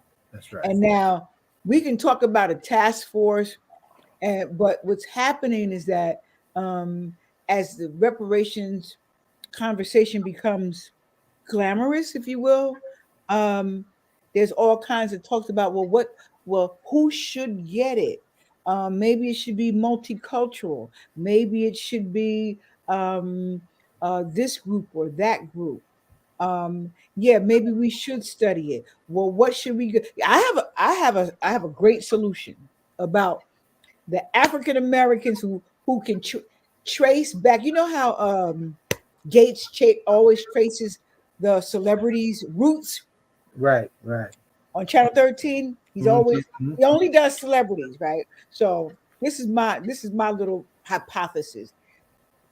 We do a mass movement to trace roots. Genealogy, do the genealogy movement. Exactly. And then those people who can trace it back to the shores, and they are the descendants of enslaved people who worked either in the rice paddies in South Carolina or the tobacco fields in North Carolina or the cotton fields in Alabama, wherever they work. Those people, the descendants of those people, no longer have to pay any income tax. How about that? That's a whole nother conversation. How about that we're going to be banging on. That we're going to be banging on for a minute. For the duration of their family and their lineage, no income tax. How about that? Well, that's a start. How about that? Yeah. That's a start. Because you don't get America without 400 years of free slavery. And That's right. and I can tell you that, when you start calculating how they've been able to amass that kind of fortune from generation to generation to generation to generation. Yep. Well, we need that, and we need more, right? Yes. But that's a start. Well, we need more taxes and we need some land. Yeah, Minister Farrakhan said taxation without representation is tyranny, right? Mm-hmm. So we clear about that, but there's also something that's used in the court system that when there's a wrong that's committed, there must be punishment for that wrong. So if America chooses that they don't want to be punished because they won't admit their guilt, right? That's why they never apologize for slavery, right? Fully, yep. So they never apologized for it. So, and they never paid us, right? So we never got the money for all the people they murdered, because that's why you go get a death certificate for your family, right? One, so you can bury them, and then two, so you can leave something to the family, right? Well, when our folks was murdered and they were killed, well, there was no policy left to us. And when slavery was over, white folk, they didn't want to give us up. But when white folk freed us, so-called, they didn't give us nothing to go with. We went out there in the wilderness on our own, and by God's grace, some of us have survived. But we also know, my sister, that some of us are still living in slavery, not a physical slavery, but in our minds. Yep. And so we have not been able to come from that, right? I agree with you that voting is one of the answers, but we also know that that's only one. Exactly. Right? Exactly. That's only one. We've got to come with so many other different parts. And then we also got to be talking about who are the people we're going to get elected. That's why I was saying before you came on, I was just saying how important Larry is in the pop organization, that Larry is important enough to the city of Newark that whenever there's an election going on locally, his organization has the power not only to run a candidate, but also has the power to be able to endorse a candidate, right? Right. But as my brother Mitty Baraka says, we ought not elect people that are not going to be accountable to the people, right? Right. If they're not Mhm. going to be accountable, we shouldn't elect them. Because I said to Larry, politics is the new hustle. And of course, Larry said, well, that's not the new hustle. That's always been the hustle, That's right? right. That's So you right. got people It's new now to that us. that are running for office who are looking at trying to get a pension. I didn't know Larry said if you stay 3 terms on the council, you can leave with a pension, right? Mhm. I didn't know that, right? So if you making $90,000, you got 2 offices and a staff, and you make well that's the hustle. Because I heard Mayor Baraka say on his show on this show, he said that there's so many other jobs in the city of Newark that pay 6 figures that go unchallenged and nobody ever run for those offices, but they're always running for the offices of council or running for the Right. office of mayor. But none of those other jobs do they ever run for. And he said there are hundreds of those jobs But that's that because are we don't available. know. That's That's Right. because right. we don't know. Exactly So right. That's right. we need to do we need We need a political education. we're talking about doing just like a civics boot camp just about around this very information that you're talking about, because people don't know. They don't know. And it has become a hustle for people. Mm-hmm.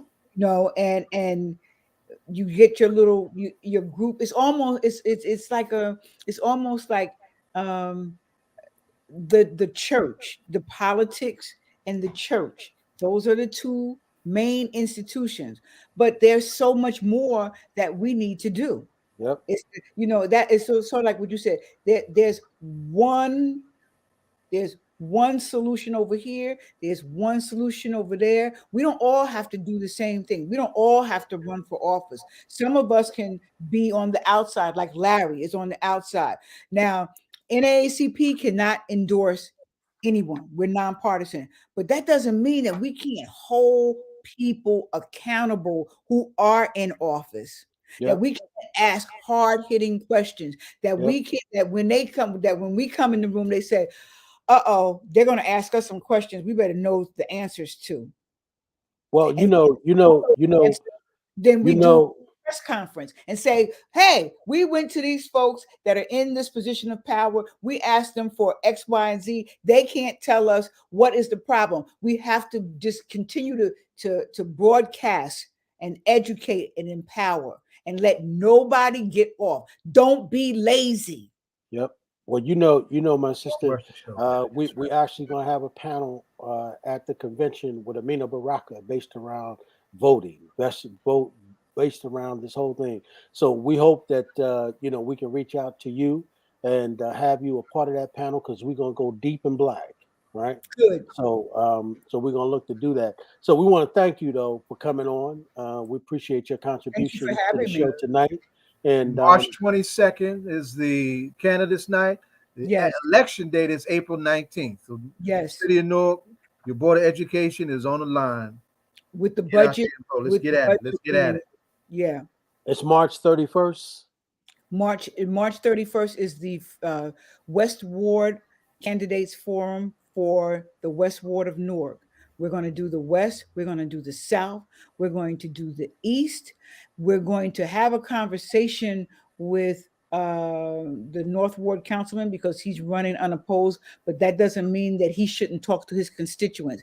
No one should take anyone for granted that they got it like that they don't have to be held accountable, or just say, hey, this is some of the things that I want to do going forward, and I just want you all to know what I want to do.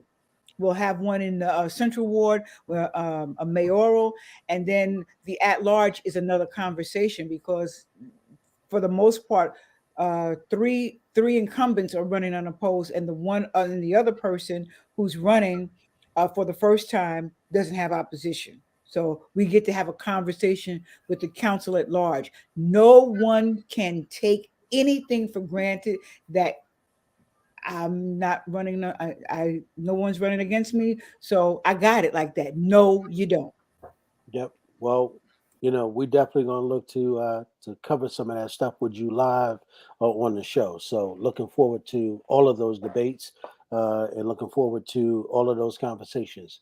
Again, my Thank, sister, thank you so much. We appreciate you coming on the show. thank you. Good night. Good night.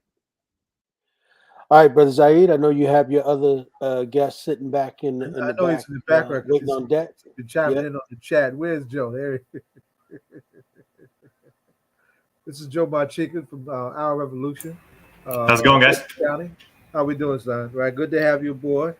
Right? Good to be on here. Yeah, I'm sure you've heard quite a bit that are going on already, and the segues are great. We've talked about a lot around some important voting issues, electoral issues, locally and nationally, and we laid out some things locally that don't get talked about much, and we're going to take a deeper dive into those in the coming weeks and coming shows.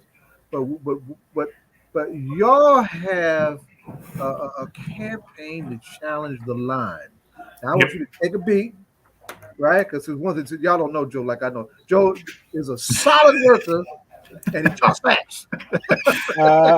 Something I'm working on. I want you to take a beat, yeah, and explain first just what the line is. A lot of folks don't know what it is and why we have things set up this way and how it's different in other places. That's one. And then break down why it's a problem and why we need to be going in a more democratic direction with your campaign. So take your time, Joe Marchia, right? Definitely do that. Got the mic. You have a teachable moment. I will take advantage of it. Local. That's how we get down. I will definitely take advantage of it. Am I good to share my screen for those who do have the ability to access any visuals, or is there an ability to access visuals? Yep. Okay. All right. Mike is in the This will be real quick. Mike, yep. All right. Good. Yeah. One sec. So the reason I want to share visuals is because this has everything to do with primary election ballots. So when you go to vote, when you go into the booth, when you open your envelope, you pull out a ballot. It's the layout of what you're looking at. And that is what this entire thing is based around. So let me share my screen here. It's going to make me share both monitors. I don't know if I like that. Let's try this.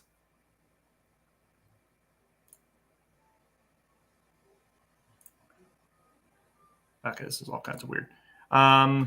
Give me one sec. I'll make this work. But as we're trying to figure that out. Oh, nope, we got it. Okay, we're good. Yeah, all right. So, where the hell is this thing? Just had it. There we go. Can y'all see that? Mike, you in the background. Can you pull up a screen for him? Let me know when. I'll just get started on this. So, if any of you guys have voted before in New Jersey, if you think back to the last time you got a mail-in ballot, the last time you went into the booth, I want you to think about what you typically will look at. And what you look at is this weird spreadsheet setup, right? That just seems to have candidates all over the place except for one column. And that one column is usually full. And it's usually on the left side. Now, what we're talking about here is very specific to primary elections. And those happen in June. We're not talking about November. We're not talking about when you go and you vote for the Republican or the Democrat or the Libertarian or the Democratic Socialist candidate or whatever party we're talking about here. Working families, if you're in New York, they get their own column. We're talking about the primary election. So in a primary election, it's only one party. It's one of the two major parties in New Jersey. So you're either in a Republican primary or you're in a Democratic primary. And you walk into the booth or you open up your ballot and you see something like this. Have any of you ever thought about why all these candidates are stacked in a column and then these all seem to be, on a lot of ballots, they're all scattered. But here, this is what we call colloquially the staircase ballot. And you can see why. And there's a very distinct reason for that. If you're over here, they did a study in 2020 in the primary election with 4 different congressional candidates that were on this line in one county and then were off it in another while their opponent was on the line. And the difference between being on the line and off the line in those races averaged out to be about 35% of the vote. That's a lot. That decides elections by itself. So we're talking, it's been 12 years, over 12 years since a candidate running for state office. So we're talking, legislature, assemblyman or woman, senators, governor, state office. It's been 12 years, more than 12 years, since someone has run for re-election on the line and lost in a primary election. It's been over 50 if you go to the federal level. So this thing decides elections by itself. And the part that makes this really heinous is who decides who goes here. Because it's not you or I. It's not anything that is controlled in a way that would produce a level of accountability to the people who should have accountability. It's the voters, right? It's not Break it down. Who and how? It is either county chairs, county party chairs. So you're talking the Democratic county chair in a particular county, or the Republican Party county chair in a particular county. Or in some cases, it's a group of a few hundred people who are elected in internal elections with these same primary ballots, and they run on this same ballot. So whoever is assigned the line by that county chair gets a massive advantage. They're basically able to select, in many cases, who is going to be on that committee. And this all breaks down so that those chairs and those county parties get to determine who win our primary elections. And when we go to vote in June, far, far, far more often than not, it's a sham. And we're basically showing up to vote to see how close we can make it if we want to vote off the line. And then they play these tricks on top of that. Instead of just it being that 35% advantage on the line, you look out here, right? So this is a ballot from Camden County, specifically from the city of Camden in 2021. So you can see here is Phil Murphy ran for governor, right? So he's at the top of this column. So when someone goes and looks at the ballot and they see Phil Murphy at the top of the column, oh, these must be the real Democrats. I'm going to go vote, check right down the line. They literally send out flyers saying vote column A, vote column 1 for the Democrats. They don't talk about policy. They don't talk about candidates. They don't talk about anything except vote for the column because these are the real Democrats. Every single candidate on this ballot must be a Democrat to run in the primary election. It's required. But somehow they advertise these folks as the real Democrats. And then on top of that, you look at the chosen candidate here for mayor of Camden, Vic Karstafen, right? You go over to his challengers. These three over here, Quinones, Reyes Morton, and Custis. Probably butchered those names. I apologize. You notice how there's three mayoral candidates stacked one on top of another? So vote for one election. You vote down this column, you get your vote thrown out. So they make as hard as possible to vote against their candidate. Joe, can you say that again? They get their votes thrown out? Yep. So this is a vote for one election over here, right, for mayor. So you have one candidate here on the column. So if you go check down the column like they want you to, you vote for the one candidate. And you're good. It counts. You go down to column 5 over here. You're like, oh, I don't want to vote for the guy they picked. I'm going to go vote for all the candidates off the line. And without thinking about it, these are in the same column. So, there's no way they're running for the same office, right? Nope, they are, because they stack them that way. So that when you go check down these three, you vote for 3 mayoral candidates in a vote for one election. So your vote doesn't count. It gets thrown out. Wow. So they disenfranchise people this way so that anyone who tries to go and vote for the candidates that they don't want to win gets their vote thrown out if they're not extremely careful. It should not be this hard to vote in a primary election and vote for the people you support. We are the only state that does this. The only state. And Joe, this only happens in the primary election? It only doesn't happen in general? They have a similar setup in the general, but because it's very partisanly driven in the general election. So, for example, in a general election, let's imagine what this ballot would look like in a general election. It would be, you have Phil Murphy at the top over here, right? And all the Democratic candidates are here. Then you have, who running against that? Jack Ciarelli at the top of column 2. And then you have all the Republican candidates. And then you have whoever ran for the Libertarian Party over here, whoever ran on the Green Party over here. And it would be slates for each party. So you don't really have the same type of problem because instead of it being driven by the primacy effect, which is the thing that where people tend to vote for whatever is listed first, or being driven by how much more legitimate this cohesive column looks compared to all these other scattered candidates. In the general election, it's driven by partisanship more. So you're going to go find the Democrats, you're going to vote for the Democrats if you're a Democrat. You're going to go find the Republicans, you're going to go vote for the Republicans if you're a Republican. If you're an independent thinker, you probably looked up beforehand which candidate you like better. There's a little more attention that goes to the general election too, which is also by design. you see very, very little press around competitive primaries because A, we don't have them, and B, even when it could be competitive, this quashes it, and they don't want people paying attention. And that goes to the fact that we have a media desert here in New Jersey when it comes to covering New Jersey specific issues. Like we've got some outlets that cover stuff, but most of them slow down, slow down. That's a loaded term that you use. And this is, I want you to have a teachable moment now. What you mean when you say a media desert? So what I mean by a media desert is the fact that we have New York up here.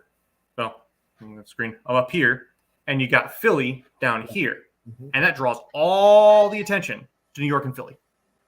So there's not a whole lot of attention on New Jersey specific politics because all of the news companies are in Philly or in New York. Now you've got some exceptions. You've got NJ.com and the Star Ledger and then that group. You get NJ Advanced Media. There's a new outlet called the New Jersey Monitor, who I think is doing a fantastic job. I'm not getting paid for that, I promise. And you also have other outlets that I am struggling to think of at this point. The Asbury Park Press, they're with NJ Advanced Media too. There really has been a conglomeration of media companies. But your point is we're sandwiched between two media centers, and some of our particulars get obscured as a consequence. Yes, definitely. And that's exactly what I mean, because this is a very difficult issue to get press at times. And it's a very difficult issue to concisely explain without visuals and without the time to sit down here and walk people through it, because it's a little bit of inside baseball. It's a little bit of like, we got to go break down, okay, what are the effects of different people being in different spots on the ballot? You don't think about that stuff normally. So it's very easy to hide that type of stuff and confuse it.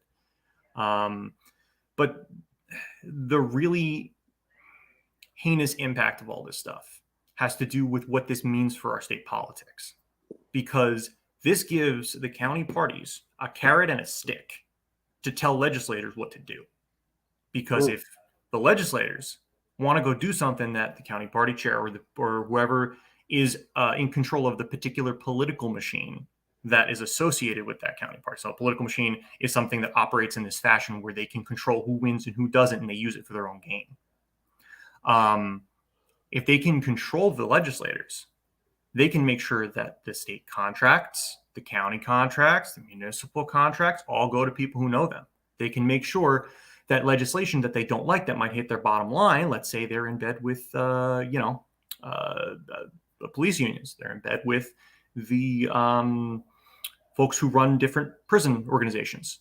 They can make sure that legislation that would be passed that would hurt those interests doesn't happen, because if the legislators want to pass that, and they do, and then the county party chair knows this, guess who's not getting the line next election?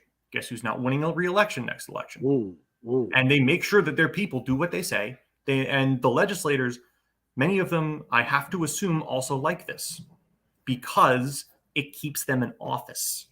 Especially, so I live in Mercer County. It's a deep blue county. We have 3 nonpartisan towns, and every single other town is Democrat run at this point. So when you have a deep blue county, the primary election becomes incredibly important, because the opposition party doesn't have a chance to really win in the general election in most cases. So when you can control the primary election, you entirely control who stays in office and who doesn't stay in office. Now, we're lucky enough in my county that it is not just solely controlled by the county chair to the same degree that it is elsewhere. But it is still 400 or however many hundred people in a room somewhere. This happened on Wednesday in a convention. We took a vote to see who would be endorsed as the county commissioner candidates in our county. And that endorsement basically is the election. So it's 400 something people in a room picking for all 121,000 registered Democrats in Mercer County. And that doesn't even take into account that we're only talking about the Democrats here, because there's an argument to be made that everybody should be able to have a say. I mean, the way our politics work, having elections that are parties competing against each other in the general can work. To me, the heinous thing is that it gets to be a few hundred people in a room making a decision for hundreds of thousands of people, whether you're considering it as just the registered Democrats or the entirety of the electorate. So there is no objective. Go ahead, Ed. I'm sorry. Go ahead. Yeah. So in Mercer County, Joe, is there more registered Democrats than Republicans? Yes. And so generally, as you said, you know, if that happens in the primary, the Democrats are most certainly are going to end up winning in the general. Mm-hmm. That's the idea, which means you know who's going to win the general. So the decision point would then be the primary, right? But we get that taken away from us by this. Wow. And the wild thing is when you go to legislative districts, you go to congressional districts. So Joe, I want to ask you a question. So, yeah. I mean, this is some serious political education you're giving right now. Mm-hmm. Right. Are you teaching this stuff somewhere, or yes? Because if so not, tell us what I should have led with this. Like, to be completely honest, the group that has done the vast majority of the research and the vast majority of the work to build what is the Better Ballots New Jersey campaign to try to fix this thing is called the Good Government Coalition of New Jersey. There's a professor who is at Rutgers, also does a little bit at Princeton, named Dr. Julia Sass-Rubin. A big shout out to her. She did the research for that 35% figure that I cited from the 2020 primary election. And she's been very, very involved in this. She's really been a champion in education on this issue. Her name is Dr. Julius Rubin? Julia Sass-Rubin. Okay. Yeah. And the Good Government Coalition as a whole does an awesome job with resources and education and kind of building the information you need to go talk about this stuff. And they're nonpartisan. They're not taking sides on this in terms of, trying to support one party or the other. They just see this problem for what it is and want to empower people to go and fix it. Now, I'm with a group called Our Revolution, specifically the Mercer County chapter. We call ourselves Our Revolution Trenton Mercer, but we are statewide. It's Our Revolution New Jersey. And what we're doing is we're taking those tools and the things that the Good Government Coalition has built, and we're applying it specifically to our goal of trying to make the Democratic Party more accountable to working class people and trying to open up our politics so that the Democratic Party can be one that is responsive to the needs of everyday people. Whereas right now it's a very, very exclusive group that runs the Democratic Party. And it's also a very, very white and male group. I can tell you right now, there's a lot of people who look like me in 20 years, maybe 30. I could pull up statistics if you want, because it's pretty bad. If you look at the Democratic Party, it's bad enough, and then you look at the Republican Party and combine them, and I think it's like 85% of the county party chairs are white and like 75% are male. It's kind of staggering. And then you look at that and you wonder why in our legislature, Hispanics are grossly underrepresented, and Asian residents of New Jersey are grossly underrepresented. It's because when you have party chairs that get the power to pick people who look and think like them, you're going to get fewer people of color and women in our government, because there's an inherent bias there, right? As much as someone may say, "Oh, I'm not racist. I XYZ," you're still going to lean that way unless you're incredibly cognizant of it and you adjust for it. And we don't see that. Joe, one of the things I'm thinking about as I'm hearing you is that that's why they call political science, politics a science, right? Because what you just broke down was the science of politics, the science of getting elected, the science of primaries, the science of generals. And most people do not understand the science of that. And that's why there are people who just continue to get elected, because there are people in the back who have orchestrated it that way. Yep. And Joe, we've got to build with you, man. I mean, I'm Zaid. Thank you for bringing this guy on. Absolutely, man. Been wanting to do it for a minute. Yeah.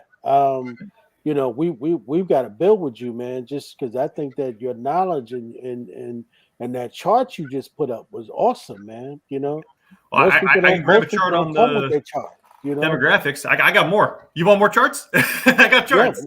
Yeah. What we're gonna do, we're gonna have to find some time to build with you, man, and figure out how do we.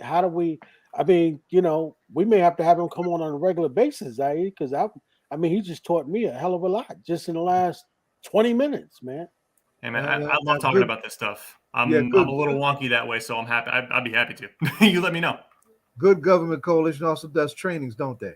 They do. They definitely do. I'm like I said, I'm a Better Ballots ambassador, so I am connected with them. I'm not on their board or anything like that, but I go and I help spread the good word.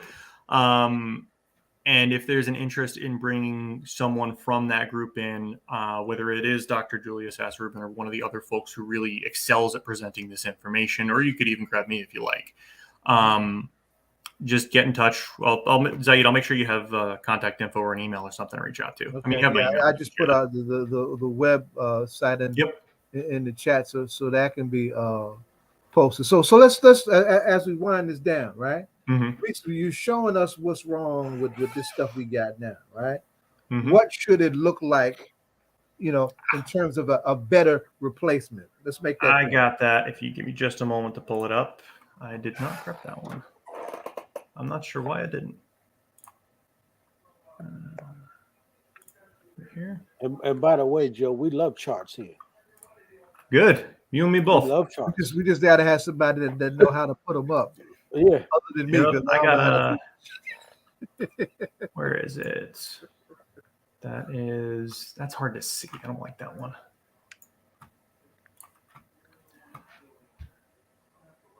I apologize for the wait. Yeah, but it's good stuff. Good stuff.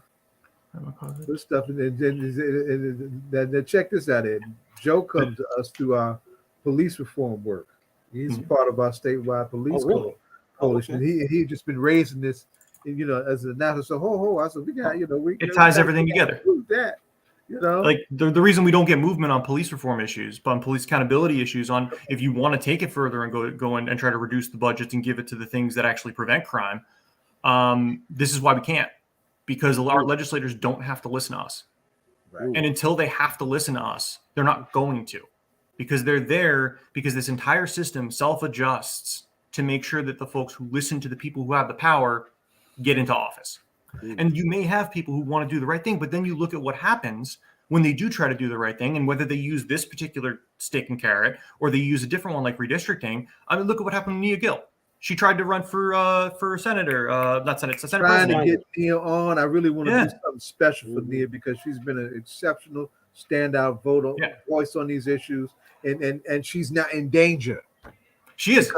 Because she's been redistricted in to Dick Cody's district, and you can only have one senator, which I don't want to see that happen. I want both of them there.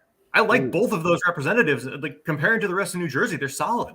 And it's a shame that someone tries to do the right thing, tries to point out that Nick Scutari is another white guy going into a position that has been historically held by white guys. When you have a white male governor, a white male assembly speaker, and New Jersey historically has had a problem with systemic racism, and that persists through to this day. This is a perfect example of it. So that someone would point that out and present themselves as an alternative option, whatever the strategic implications, with whatever more than enough seniority, by the way. Yeah. It's crazy to me that then this would be the retaliation. But this is what we see happen in New Jersey: is whenever you buck the people in charge, they have these carrots and these sticks to make sure that people fall back in line. You can look at her. That's the Jersey version. It is. Look at Valerie Huddle. She lost her primary and got booted off the line in favor of Gordon Johnson, because Gordon Johnson is the person who fell in line more with the county party. It happens over and over and over again. And so Joe, I was just Better Ballot. I gotta get that graphic. Sorry, you go ahead. Sorry. Yeah, I was just wondering what would you say happened to the Senate president in the last election when he got beat by a novice? Karma. That was chickens coming off the roost for his body. Wow. Yeah, that's his karma. Wow. Look, if you keep leading your party and your county party in such a way that alienates working class people, if you continue to try to prioritize your own political gamesmanship over the good of the people in New Jersey and the good of the party you're actually trying to lead, and you continue to keep tacking to the right because you think it wins when you're stuck in the 80s and 90s, this is what can tend to happen. Like I've heard on multiple occasions that the South Jersey machine specifically did not do voter turnout because they didn't want Murphy to win by too much. Because if Murphy won by too much, they would have seen that as an endorsement of the progressive things that Governor Murphy has done. And don't get me wrong, I don't think Governor Murphy has done everything perfect and is this wonderful progressive. I don't consider him to be someone who's an example of a real progressive, but he has done good progressive things. And in New Jersey, when you do a few good progressive things, the establishment sees you as, oh my God, he's a crazy progressive. And they don't want to even risk that could take root to any degree. So they try to tamp you down and make sure, you can't win by too much. Like, we want him to win, but we don't want him to win by too much, because that's too much of an enthusiastic re-endorsement. And then you do that, you don't do voter turnout, and all of a sudden Ed Durr sneaks up on you and you lose. So it's karma. They did it to themselves. They really did. Yeah. Hey man, I love this guy, Zaid. He's a brilliant dude, man. I mean, hardworking, hardworking, love him. That's right. This reminded me of math class, man. When I was learning algebra, when I finally learned it, and I was like, "Oh snap! That's how you get x from one side to the other." Oh, I got it. Man, we definitely appreciate it, man, because there's a conversation we need to have, because as you know, I don't know if you heard Larry when he was talking about, because you were just talking about South Jersey people not doing voter registration and voter turnout. Larry was just talking about, since the congressman is concerned whether or not he's going to win, one of the things Larry was saying was they need to have this constant voter registration because of this voter apathy and these older voters not being motivated to come out to vote. But if you get these younger voters registered, they're going to be a little bit more motivated to come and vote. It's more than that, though. It's so I can speak on behalf of my generation. I'm 30, so I am a millennial. Even though we're calling everybody millennials now if they're under the age of 40. This has become a catch-all term. Gen Z doesn't exist. It's just everybody's a millennial. Anyway, with the younger generation, we've grown up and we've seen economic crisis on top of other crises, on top of constant war, on top of all of these consistent issues, and eventually it gets through our thick skull that the way that the system is structured and the consistent disregarding of the well-being of regular people, that we've seen it with Republicans in office and we've seen it with Democrats in office. Now, I am not advocating to not vote. Go vote, because at the very least, Democrats are harm reduction. At the very least, they are much better than the alternative. I don't feel like living in a fascist state. So, but if Democrats want to be successful, they need to do things for working class people to give them a reason, a demonstrable reason that they can see, feel, touch, experience as to why they are better. Right. And there's so many examples of how you can do that at every single level of government. And it feels like the farther you go up the chain, the more disappointing it gets. If you want to talk at the top of the chain, it's student debt forgiveness. We're trying to pass Build Back Better, which we were heavily involved in. That's right. Zaid, you and I were at a rally together. I went to 4 of those things, and I did a lot more besides that. And you go down, you go to the legislature. We got the Reproductive Freedom Act, sure, but they didn't say the word abortion in the damn bill, nor did they actually provide any funding or framework to support women's reproductive health or abortions. All it did was codify Roe v. Wade into law, which, yes, thank you, please. But even when we get good things in New Jersey, they're half measures. And then you go to your county or your municipal level. You can go look at your budget. You can look at how much is spent on police and incarceration. You can compare that to the health departments in the respective counties and towns. It is wild when you look at the different amounts of money that are spent on these things and where people's priorities are. So if they want younger people to come out and vote, if you want to win elections, do good things for young people, for working class people. Yep. You will win. I guarantee you, if Biden forgave student debt and if Build Back Better got passed, you wouldn't see the. And that's not going to harm nobody. You ain't talking about nothing. You know what, Joe? I want to stick a pin in that, because that's why I want to bring you back, and we want to talk about if Biden do something with that student debt. Oh my God! How we can win again. So let's stick a pin in that. I have no student debt. I have none. I'm not advocating for this for myself. Right. But it's the modern chattel slavery in a way, because you're stuck in this debt and you can't pay it off. Let's stick a pin in that, because that's why I want to pick up when we get you back. Can I share the visual? I finally got it. Yep. Cool. All right. So Joe, we want to say thank you. We're gonna wind it up. Joe, we didn't ask you. It's his first time. Okay. You ask him the question, Joe, Ed. Oh. Well, listen, Joe, we want to ask you, man, since it's your first time coming on the show. We are a political hip hop radio talk show. So we want to ask you, what are you banging right now on the hip hop side? You know, what are you listening to? Oh man, so I like hip hop. I don't have a ton of knowledge on it. Will rap rock qualify?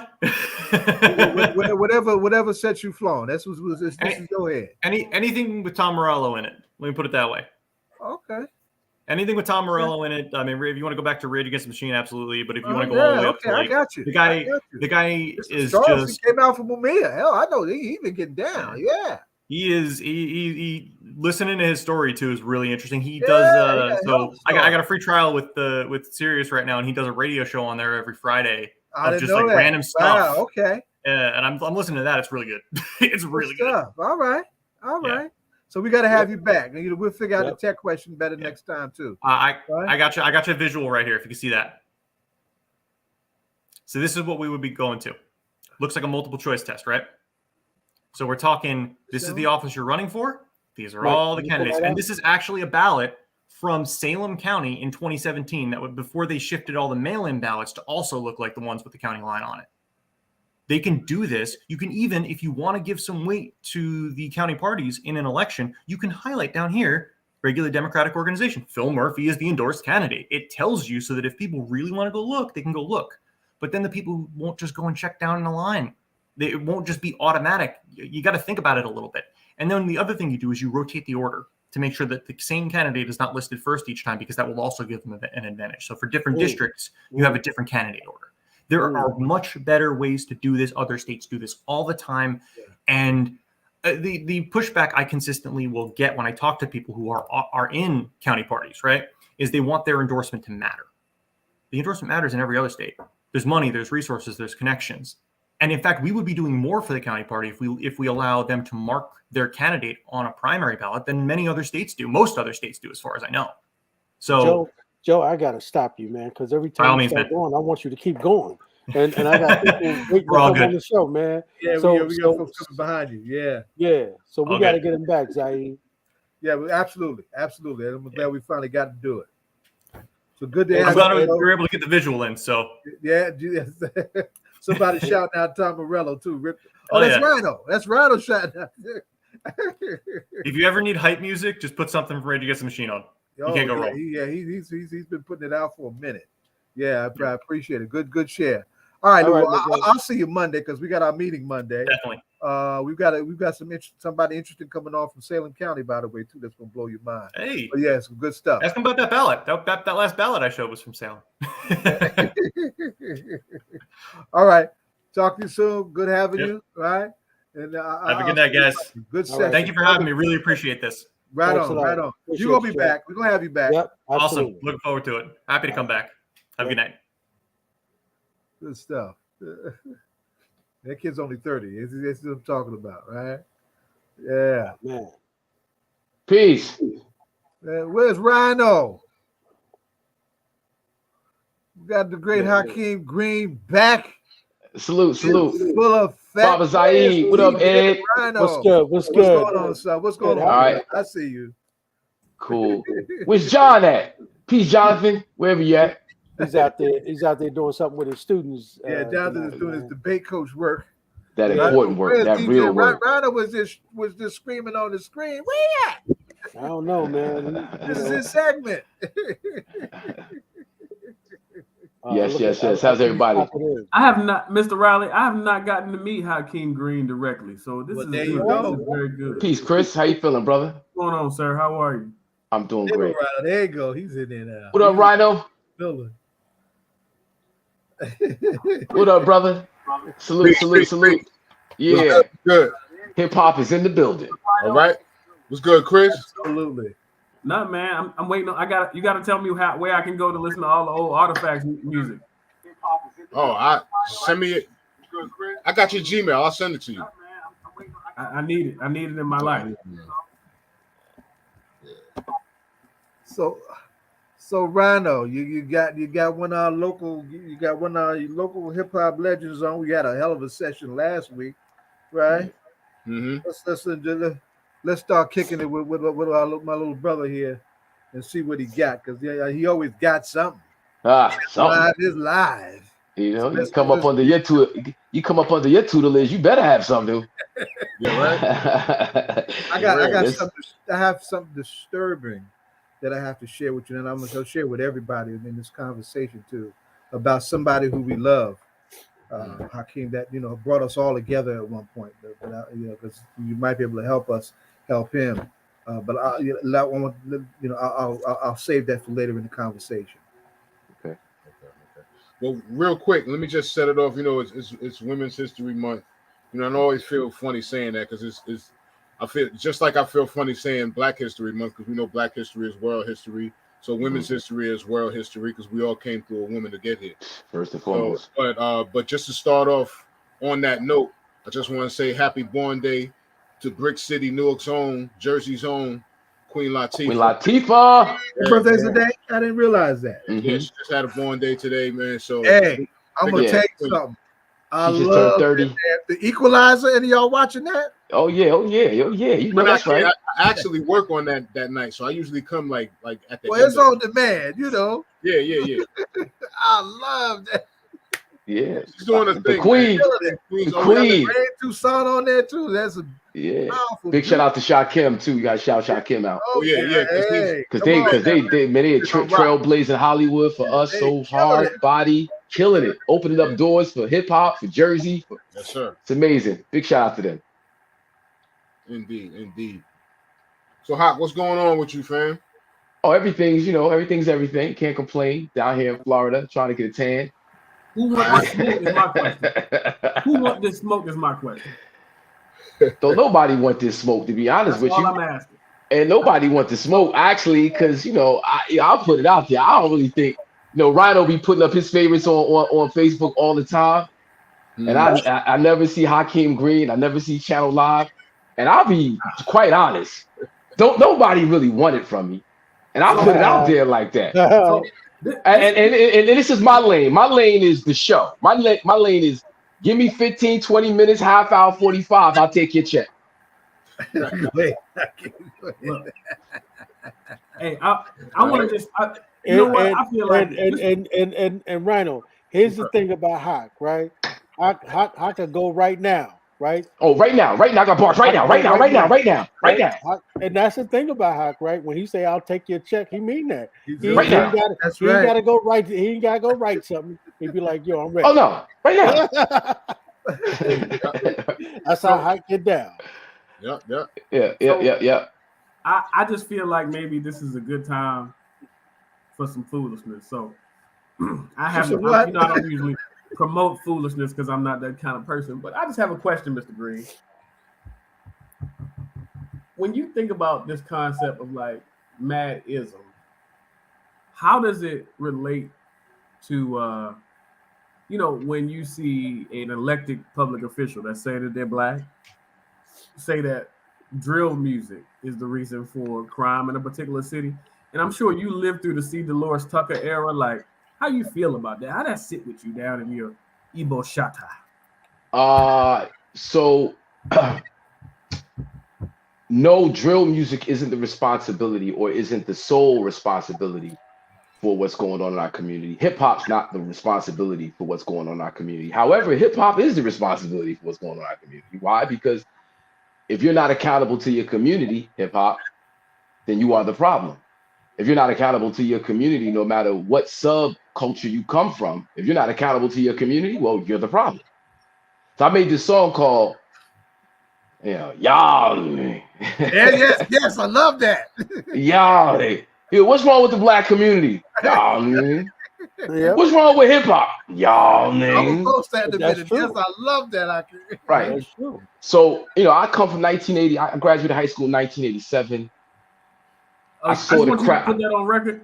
You graduated from high school the year I was born. I'm gonna just leave that. All right, cool. All right, so I was there. I saw the crack era hit. I saw it hit. I was there when it hit. I'm a crack baby. If you want to claim that, that's what it is. But see, this is the thing. We gotta be honest. If you born in the 80s, that's you. You gotta. Well, a crack baby is really a baby that was born to a mother addicted to crack when she was pregnant with the baby. That's really what a crack baby is. My And I don't know if that's your mom. That's not the case. My mother was in the Black Panther Party, not I don't think you were a crack baby. But I get you. My favorite crack right now, crack baby. Yeah, that's what my favorite rap right now is that the crack era was such a black era. At a certain point, we got to be able to have a conversation about what the fallout of all of that is. Because for me, it's strange because the thing that I've watched happen, Hakim, and you'll probably be able to do it some more. My students, when I started coming on All Politics and Local frequently, they started watching the show. Nice. And then because they watched the show, they would always realize that Rhino had on these rap t-shirts. Mm-hmm. So then he became the coolest person. So they was all like, "Oh, I never heard of Wu-Tang Clan before." I'm like, "That's right. You were born in 2000 and blank blank. You have never heard of wow." And it's crazy because I think that the spillover of all of the socio-political stuff we always push it to the side and we blame the culture for it. It's always strange to me. Yeah. So I was a school teacher from 1990 to 94, right? In 1988, I had my great awakening, read the autobiography of Malcolm X, set me on the path. And because of how I was raised, I just, the need to be accountable to the community was just a necessity to me. And then the people I was surrounded myself with and came up around, Baba Zaid is one of those folks. And then my peer group, we were just focused on making our community better. So we created, me and some friends of mine created an after-school program, Act Now, African Children of Tomorrow Now. And through this program, I'm taking young folks to go see Dr. Ben, Dr. John Henry Clark, Ivan Van Sertima. We taking them to Rutgers, Ramapo, William Patterson College, Montclair State. This is when KRS-One had Human Education Against Lies. Yes. And at this point, the impact of KRS-One, Public Enemy, X-Clan, Big Daddy Kane, like the coolness, the swag, the aura, just the dominant black man, God body. Just that was such the style. It was such the culture that it was like, okay. Time there was a golden age of hip hop. So we wanted to dress like that. We wanted to wear the hairstyles. That's why I started dreading my hair.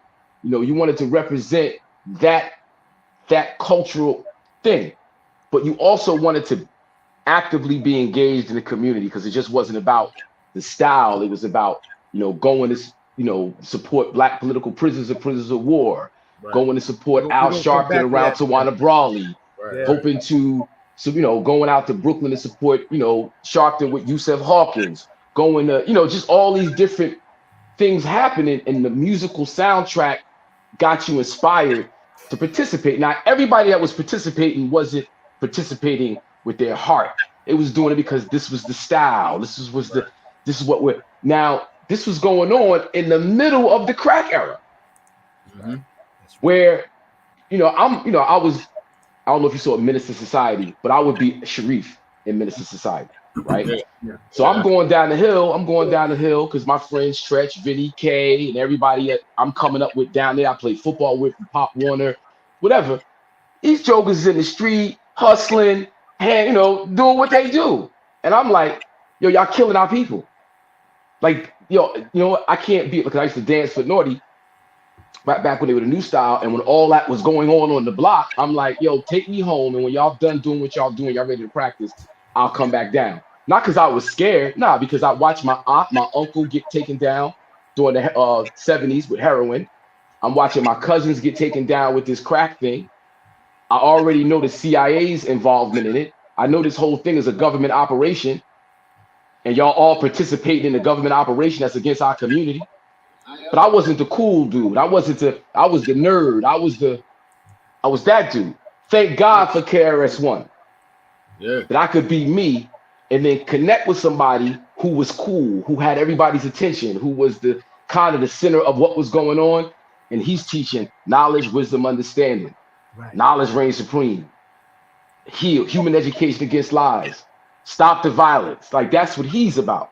So it gave me not only a model to follow, but a mentor who could help me develop what I was doing, which is funny because when we get the record deal in 93, 94 comes around, we got our demo. I got a song called, just the our movement musically was very conscious, political, radical, very much so. And we doing the project, and Chris is like, yo, man, y'all gotta dumb it down. Y'all gonna go over everybody's heads. Y'all should be talking about busting your gun, smoking blunts, and getting with these chicks. He used other words. Yeah, that's how Criminal Minded was, because it had 9mm on there, Super Ho, had all of those joints on there. Right. Because you're gonna go over if you don't change them, if you don't dumb it down, you're gonna lose everybody. Right. So when we did the weed song Madism, we chose to call it Madism because through ism, we talk about all the isms: fascism, racism, sexism, totalitarianism, capitalism. And this is on the album. When you listen to the album, we spell it out in the skits, what we're really talking about. Mm-hmm. We did an interview in '95 on MTV. And I was 26 at the time. Tuffy was 27. And it got replayed last year on YouTube. Somebody put it up. And I'm reading the comments in the thread. And Jokers is like, yo, man, these guys were so woke to be so young. I'm like, so woke to be so young? We was grown-ass men, 26, 27. What you mean? Like, that's the problem. Everybody talking baby talk. Peace, love, unity, safely having fun. Or is it peace, thugs, cool with me on the block slinging guns? What you saying, son? I can't tell. Your whole baby talk like my Neek speak and spell. Serve MCs well coming through rocking bells. My whole groove crushed like the cushion, my L. Anyway, that's a whole nother story. But the point is, we have a culture that the bar is baby talk. The bar is baby consciousness. You got grown men who are talking baby talk. Talk that, brother. Yep. So yeah, like we gotta somehow elevate the conversation in the music. And it's one of those things where, you're looking at me now and it's like, man, he makes sense. But I've been saying this since 1993, 92, 91. But that's you know what's crazy? Hakim, you know what? Because you know what's crazy about what you said?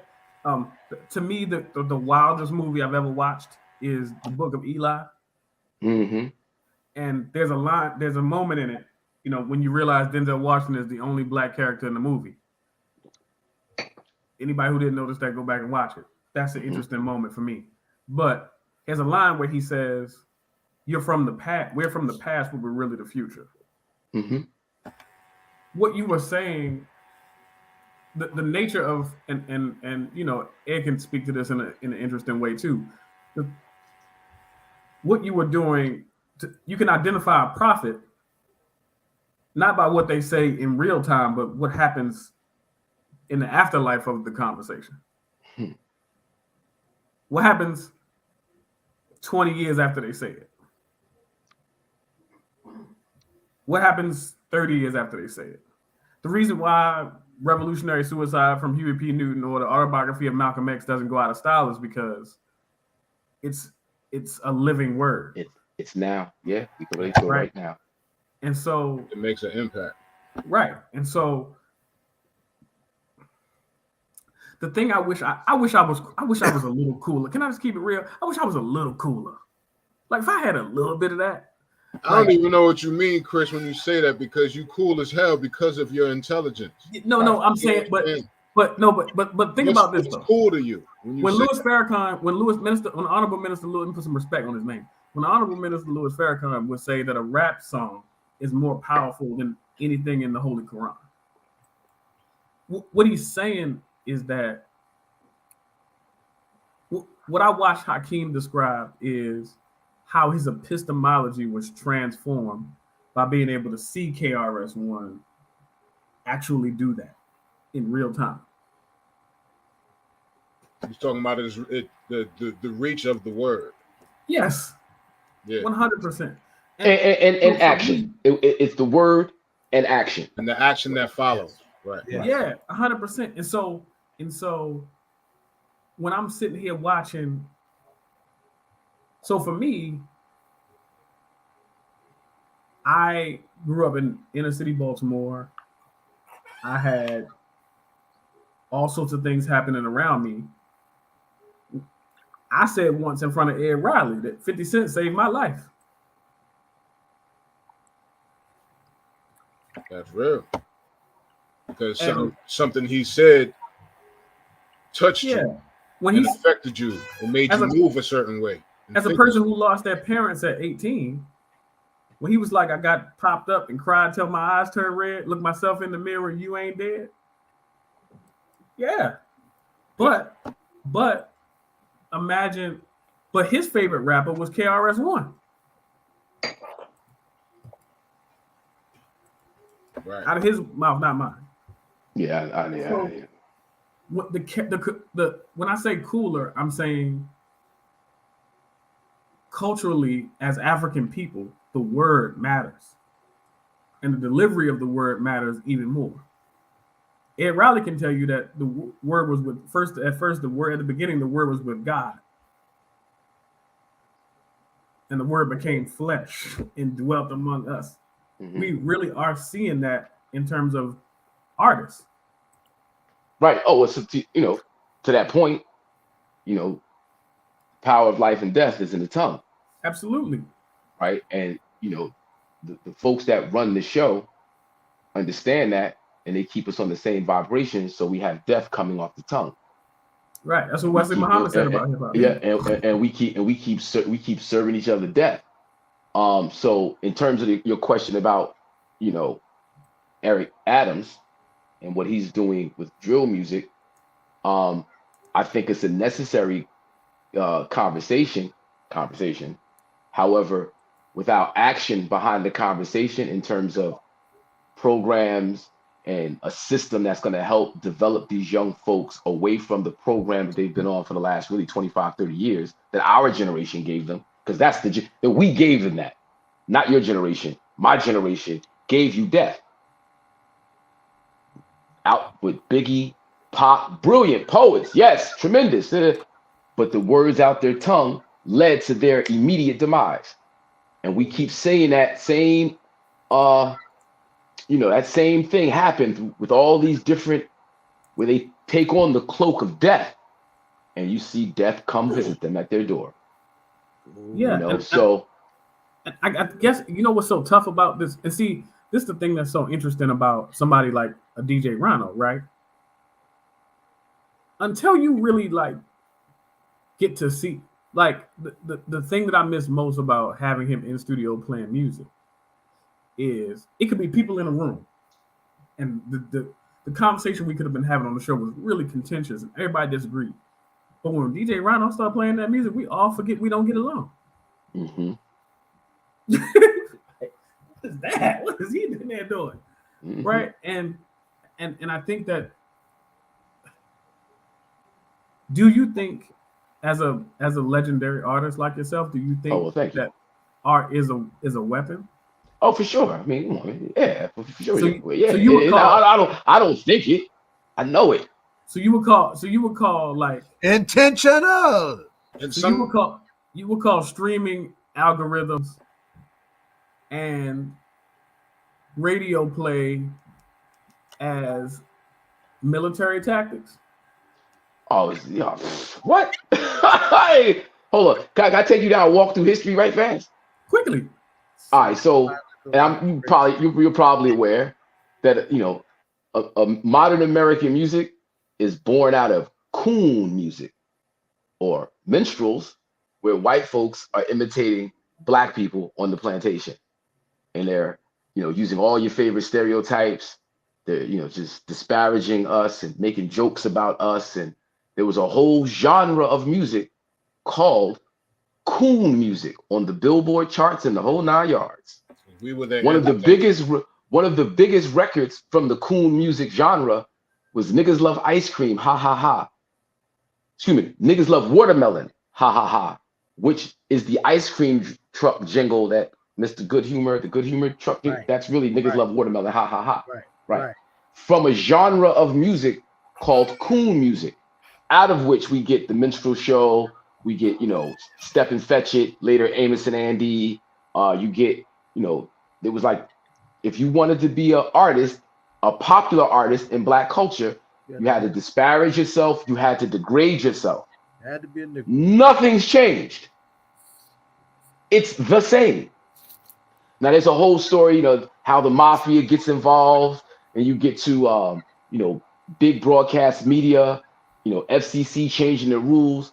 I like to suggest everybody look up the 1996 Telecommunications Act, signed into law by Bill Clinton, which deregulated radio, which basically destroyed regional music or local music, where you could speak a specific message to a local group of people, and that message can. Now, if your message doesn't resonate with the nation, then you're not getting heard at all. All of that is how you say, fail to plan to fail. That's when all of this is more music started. You say that again? That's when Let's Talk More Music started. Let's talk more music. We're gonna beat y'all in the head with this message of death and destruction. That's right.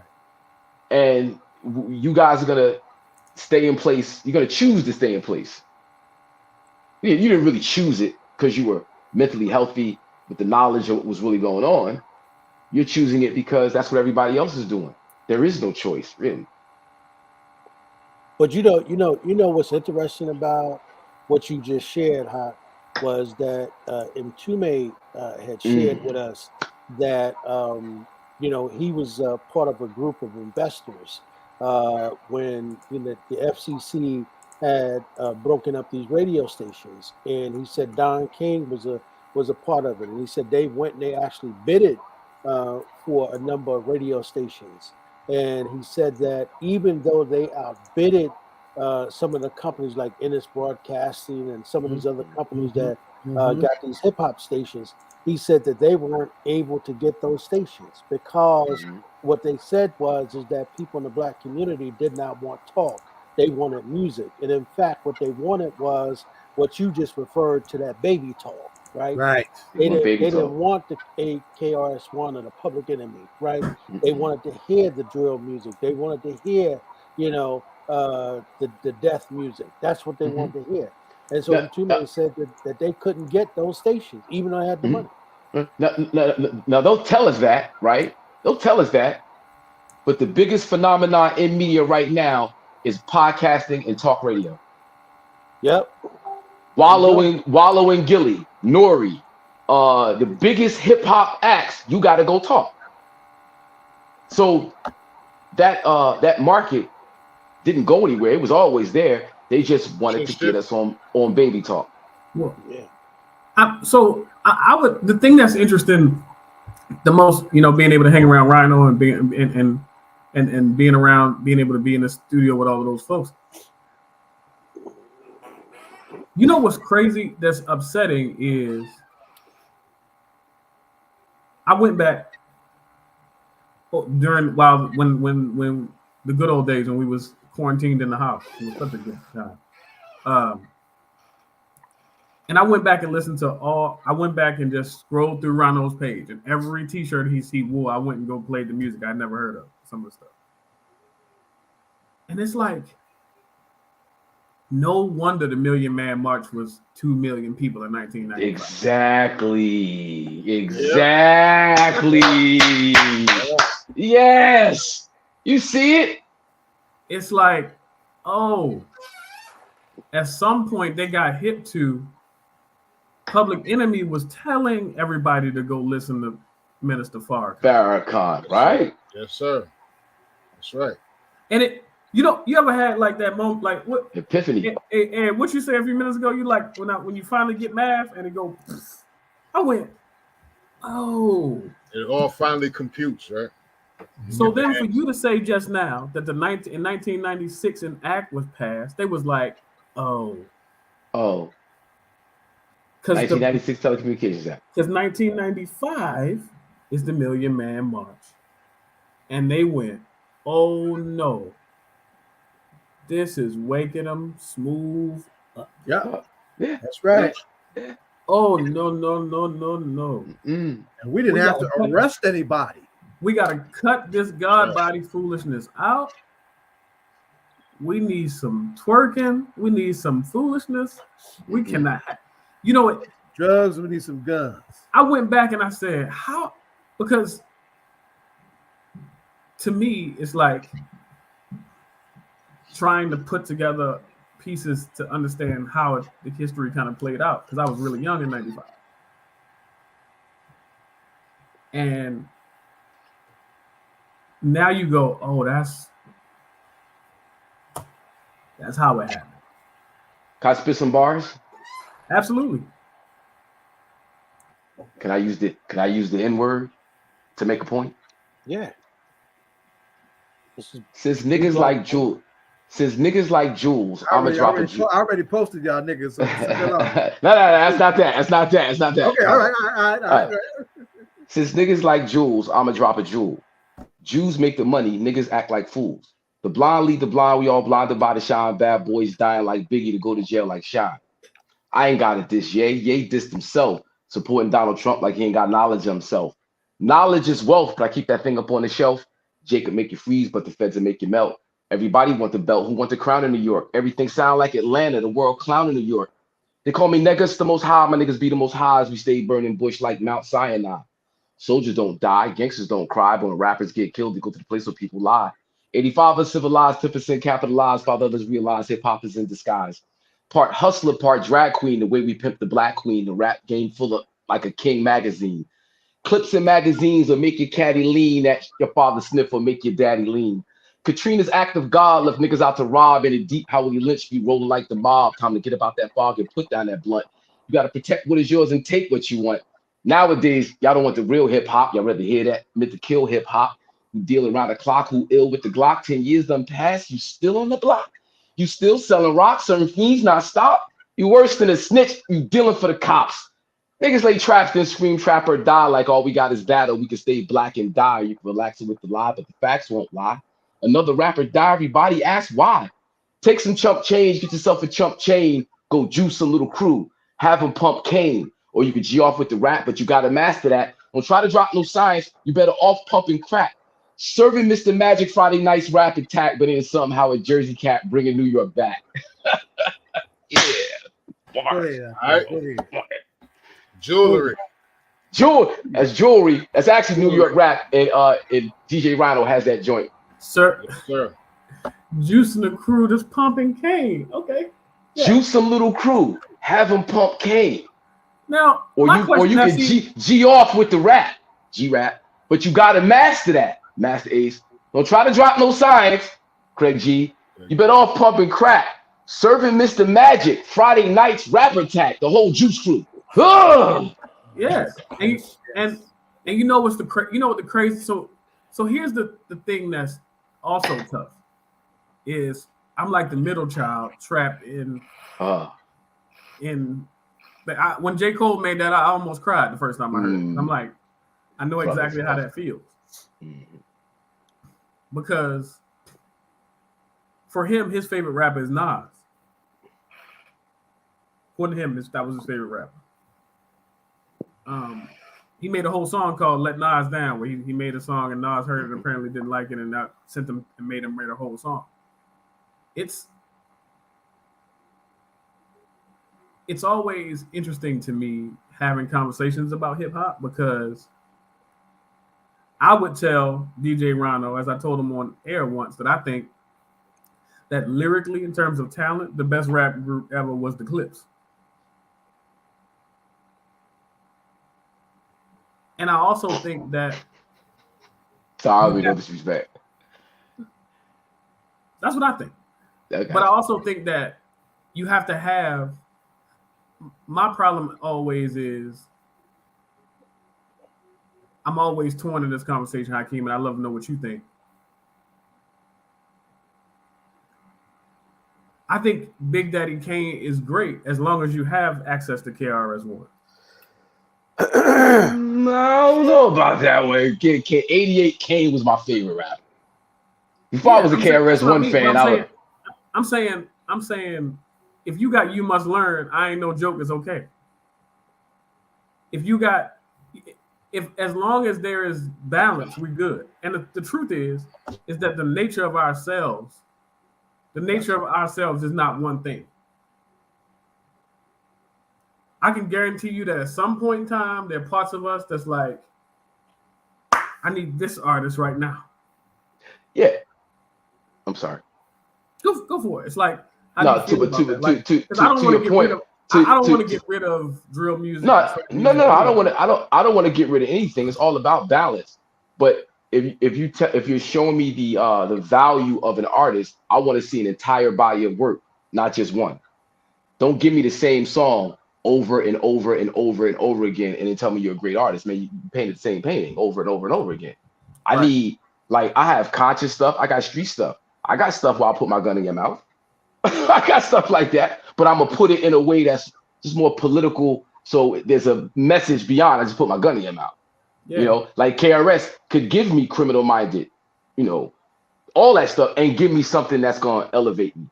Right. You know, I want to hear these other guys. Okay, I know you got the street stuff, but now, like, when we come to the conclusion that crack was put in our community by the enemy, you the enemy, dude. I don't care how hot your bars are. I want you to give me some hot bars explaining how it's cool that you sell drugs for the enemy. Go. Because once you put it in context, the bars is whack now. You're a sellout. Now you like worse than a snitch. You dealing for the cops. Yeah. When I trace the drugs back to the origin, it's all our enemies. So that can't be cool. Right. It can't be, like, it just doesn't. Once you understand the context, you're like, oh man, get this whackness out of here. And the thing about it that I always want to say to people all the time is, when Cornel West was writing in Race Matters about black nihilism in the 90s, the only problem is, help me out, Ed. Is Chuck D the one that said hip hop is the black CNN? Yeah, Chuck D. Yeah. The problem is, it still is. No, it's not. And the picture, we just don't like the pictures. No. Hip hop is a cultural expression. Rap music is what we have now. Difference. So what we like to do is we like to take rap music and go hip hop, hip hop, hip hop. Hip hop is a culture. Just because you rapping don't make it hip hop. I can show you mad rappers pre 1973. You go, that's not rap. That's not hip hop. It's rap, but it's not hip hop. Right. I could play you pop artists in the 80s. They're Commerçant. It's a pop group. They rapping and it's hot and I love the song. That's not hip hop. Right. So it's like, you know, rap music has our attention, not hip hop culture. Well, listen, y'all, we got 3 minutes. So, you know, let's try to wrap it up. But I got to tell you how you're killing it tonight, my brother. You know, love that hip hop. What is that? Grown ass black man. That's right. Yes. Talking baby talk. God, man. That's talking baby talk. Whoa, that's baby talk. Mic dropper.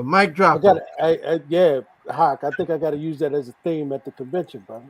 You know Please, let's go. And I got some idea. Yeah, we got to talk. Yeah. No, we got to talk, brother. For sure. We on it. I got a whole program in my, you know, it's done. I just got to present it, get the approval, but it's already done. You know they now accepting proposals, right? Yes, I do. So you got to get it in, bro. For sure. We'll build on it. We'll build on after. You know, and you know, something to segue us to 24 hours apiece. So it's like, because it's in August now. So it's like, Exactly. Well, you know, they already. Well, you know, Mitty and them already talked about with Keisha and them already talked about us doing all of that, right? Nice. They want, you know, us working all together on that, and also the thing that goes on at the park, you know, that party. Lincoln Park Music Festival. The Lincoln Party Music Festival. They we were with the mayor and them on Tuesday night at the State of the City. Nice. So all of that's coming together. Hawk, you gotta get back. You gotta get involved in all of this, man. Yeah. Right? Yeah. Rhino is picking up on it too. So let's try to close this down, Rhino. Yeah. On that same note, Hawk, somebody we love is very sick. Right? Somebody we all look up to is very sick. I ain't gonna, you know. No, we talk every day. Okay, you got it then. Yeah, we talk every day. Yeah, we talk every day. Yeah, we may need to do something, you know, on a performance scale for him. Actually, I'm looking to come in town in April to do some work with Do It All. So maybe we could plan something in that time frame. All right. And do something in the city. Okay, I'll be up there. In the chat. Yeah, Yeah, for sure. Yeah, but I'm privy. We talk every day. Good. Yes, Good. And I'm glad he's talking to a whole lot of young heads right now, and he need to do that. Mm-hmm. He definitely need to do that. I'm talking about you, and I'll put it out there because he's got an anniversary that's coming out, and I was trying to wait until the 22nd. The 22nd would be the 32nd anniversary of the release of Deborah bin Wahad from prison. Wow. He's one of the few political prisoners to be released from prison and to be able to clear his name pro framer, right? Most of our political prisoners get out on parole, right? We just found out that Deborah is fighting stage 4 lung cancer, right? And he tried to keep that quiet for a minute, but we got to really do something for this freedom fighter, his twilight, because he's done so much for our people. So I just wanted to. I was trying to wait to the 22nd because I wanted to put it out on that anniversary because it was such a powerful day for all of us when he was released, right? But that's hard to believe. That's been 32 years. I can't. Man, I was just like it was yesterday. Like we were going to his trial and going to support him, and like it was yesterday where we was there when he came out. We walked out of 100 Center Street. He was right there. Oh, that's right. I can't. To see him and his family grow and prosper, and him enjoy life the way he has over the last 32 years. It's a beautiful thing, and we got to support him. So yeah. So that's but and he's gonna fight, because we got some local comrades that got a local comrade that's fought through it. Same kind of illness, fought through it, and that's Sister Zool, and we'll talk about that because I want to have to organize something for her too, and I'm putting that in the universe, right? And these are your party elders, Chris. Oh, right, Chris I know you don't think. I know you're not sitting here telling me you don't think I know who Deborah bin Wahad is. I know. I'm just saying it about. You may not know. I was about to say, I've been loving you all day. I got old lyrics with him in that where I mentioned him. Oh yeah. But that's we gotta lift that up. Deborah, yeah, for sure. Lift him up in spirit, everybody. Hell yeah. Yes, sir. So Rhino, we're gonna let you close it out. All right. So real quick, today makes 39 years where Wild Style, the movie Wild Style, was premiered. Oh man, 39 years. 1983. I remember me and my cousin Lou's FC. We went and saw it at Olympia Theater on 106th Street in Broadway in New York. You know what I'm saying? We were living uptown. And matter of fact, the actual piece where they did this mural was right behind my building because I was living on 110th in Riverside. So in Riverside Park, history on the wall, it was right there. That was the last day when 110th Street was still Harlem. Yeah. Yeah. So big ups to everybody, all of the hip hop artists, all the graffiti artists, Charlie Ahern, who was director of the movie. Everybody, that was Patty Azer, Patty Fat Five Freddy. Yeah. Busy B, Chief Rocker, Cold Crush. Grand Mixer DXT, who gives an incredible DJ set. If you haven't seen the movie Wild Style, that's hip hop culture. Yes. You see that movie, you go, oh, what was it? And I know I'm going over time. Take in just the level of poverty that we were born out of. Right. Yes. And how we were able to transform an entire planet. Hard place, the roads that grew up. Man. And that was the first hip hop movie ever. And it was raw. It had real people in it. It was no actors. Yeah, real people in it. Yeah. So it's big amazing. Ups on that. And then tomorrow, twitch.tv/RhinoCMZ at 3 p.m. Check me out for the Shake Up. I'm doing part 2 of Women in Hip Hop. I did part 1 last Saturday. This Saturday I'm going to be doing part 2 of all of the women in hip hop. Salute to all of the sisters that put in their work, man. Originally I wanted to ask you that, how you felt about sisters in hip hop, because I've heard some male MCs kind of speak against, like I don't listen to women in hip hop. I don't listen to female MCs, but I'm trying to give some respect and some love for the sisters that put in the work. Got to. And a lot of them are better than some of the men. You know what I mean? Word is I mean, anybody who don't have Rhapsody in their top 5 right now is crazy. I don't. Right. But she's dope though. She's dope. I'm talking about that's putting out music right now. MC Light. Oh, MC, yo, big ups to the first lady, Sha Rock, because she was the one that set it off. Yeah, we got to get her on. I was back and forth with her for a minute, but wasn't able to pin her down. We got to get her on. Yeah, we got to get her on. Got to get her on. But once again, that's tomorrow 3 p.m. twitch.tv/Rhino CMZ for the shake up. Part 2. Send it to me on Facebook so I can share the screen, bro. Got you. Promote you. Sure. I sent you a Facebook request 400 years ago. Oh, what? And I ain't got reparations yet. I'm sorry. I very rarely check my request, but I'm gonna look for you and I'm gonna make sure I clear some room and put you down. You know how I know he lying to me, Rhino? Because he just said send it to me on Facebook. I mean, he expecting it right now. See, that's what our people do to us. Stab us in the back. No. If you get a notification is far different than if I go to my friend request, I gotta search down thousands of people to find Chris Randall. I'm just gonna look you up and hit you on Facebook and send you a request. You know, you know what? But if I had some crack, he'd promote that though. Nah, ism. All we do is spark. I need one of those shirts, Hakim. I got you. When I come up, I'm gonna have some in the arm, and all politics is local is gonna be Madism out. I need that. Madism in 24 hours a piece. That's it. It's all politics are local for sure. Let's believe. All right. Ed, you muted. Hey, Ed, you're muted. Yeah, helping with the technology. So, Rhino, you done? Yeah, that's it, man. All right, y'all. Well, listen, we want to thank everybody for tuning in for another edition of All Politics Are Local. We want to, of course, thank our guests that was on tonight. We appreciate Larry Hamm coming through, the chairman for the People's Organization for Progress. Appreciated him coming through and dropping, all of the jewels he was dropping. Appreciated the wisdom. And Zaid, you want to thank our sister for coming on. Marchia, Our Revolution, Deborah Smith-Gregory, NAACP, and Hakim Green, Mr. Madism, channel live and full of fact. Can I say one last thing? Remember the guy. Hold on. Remember that guy you had on? Yeah, Joe Marchia, Our Revolution. Yeah. Mm-hmm. So I want to thank him as well. Yo, that's why I wanted to say Joe was really, really, really phenomenal, really, really dope. I really appreciated his commentary. Yeah. However, chattel slavery is holding human beings as animals. It's not what's going on with student debt is nowhere comparable to chattel slavery. That's right. Chattel slavery, slavery always existed. No, chattel slavery didn't always exist. And that's when you turn a human being into an animal. Right.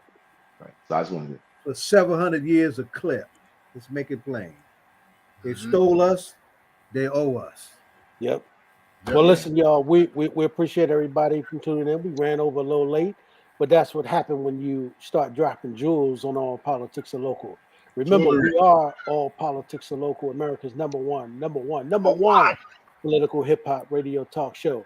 As my brother Zaid always says, we'll see y'all where, Zai? See you in the whirlwind and you don't see y'all in the whirlwind. Shit. Peace. Peace.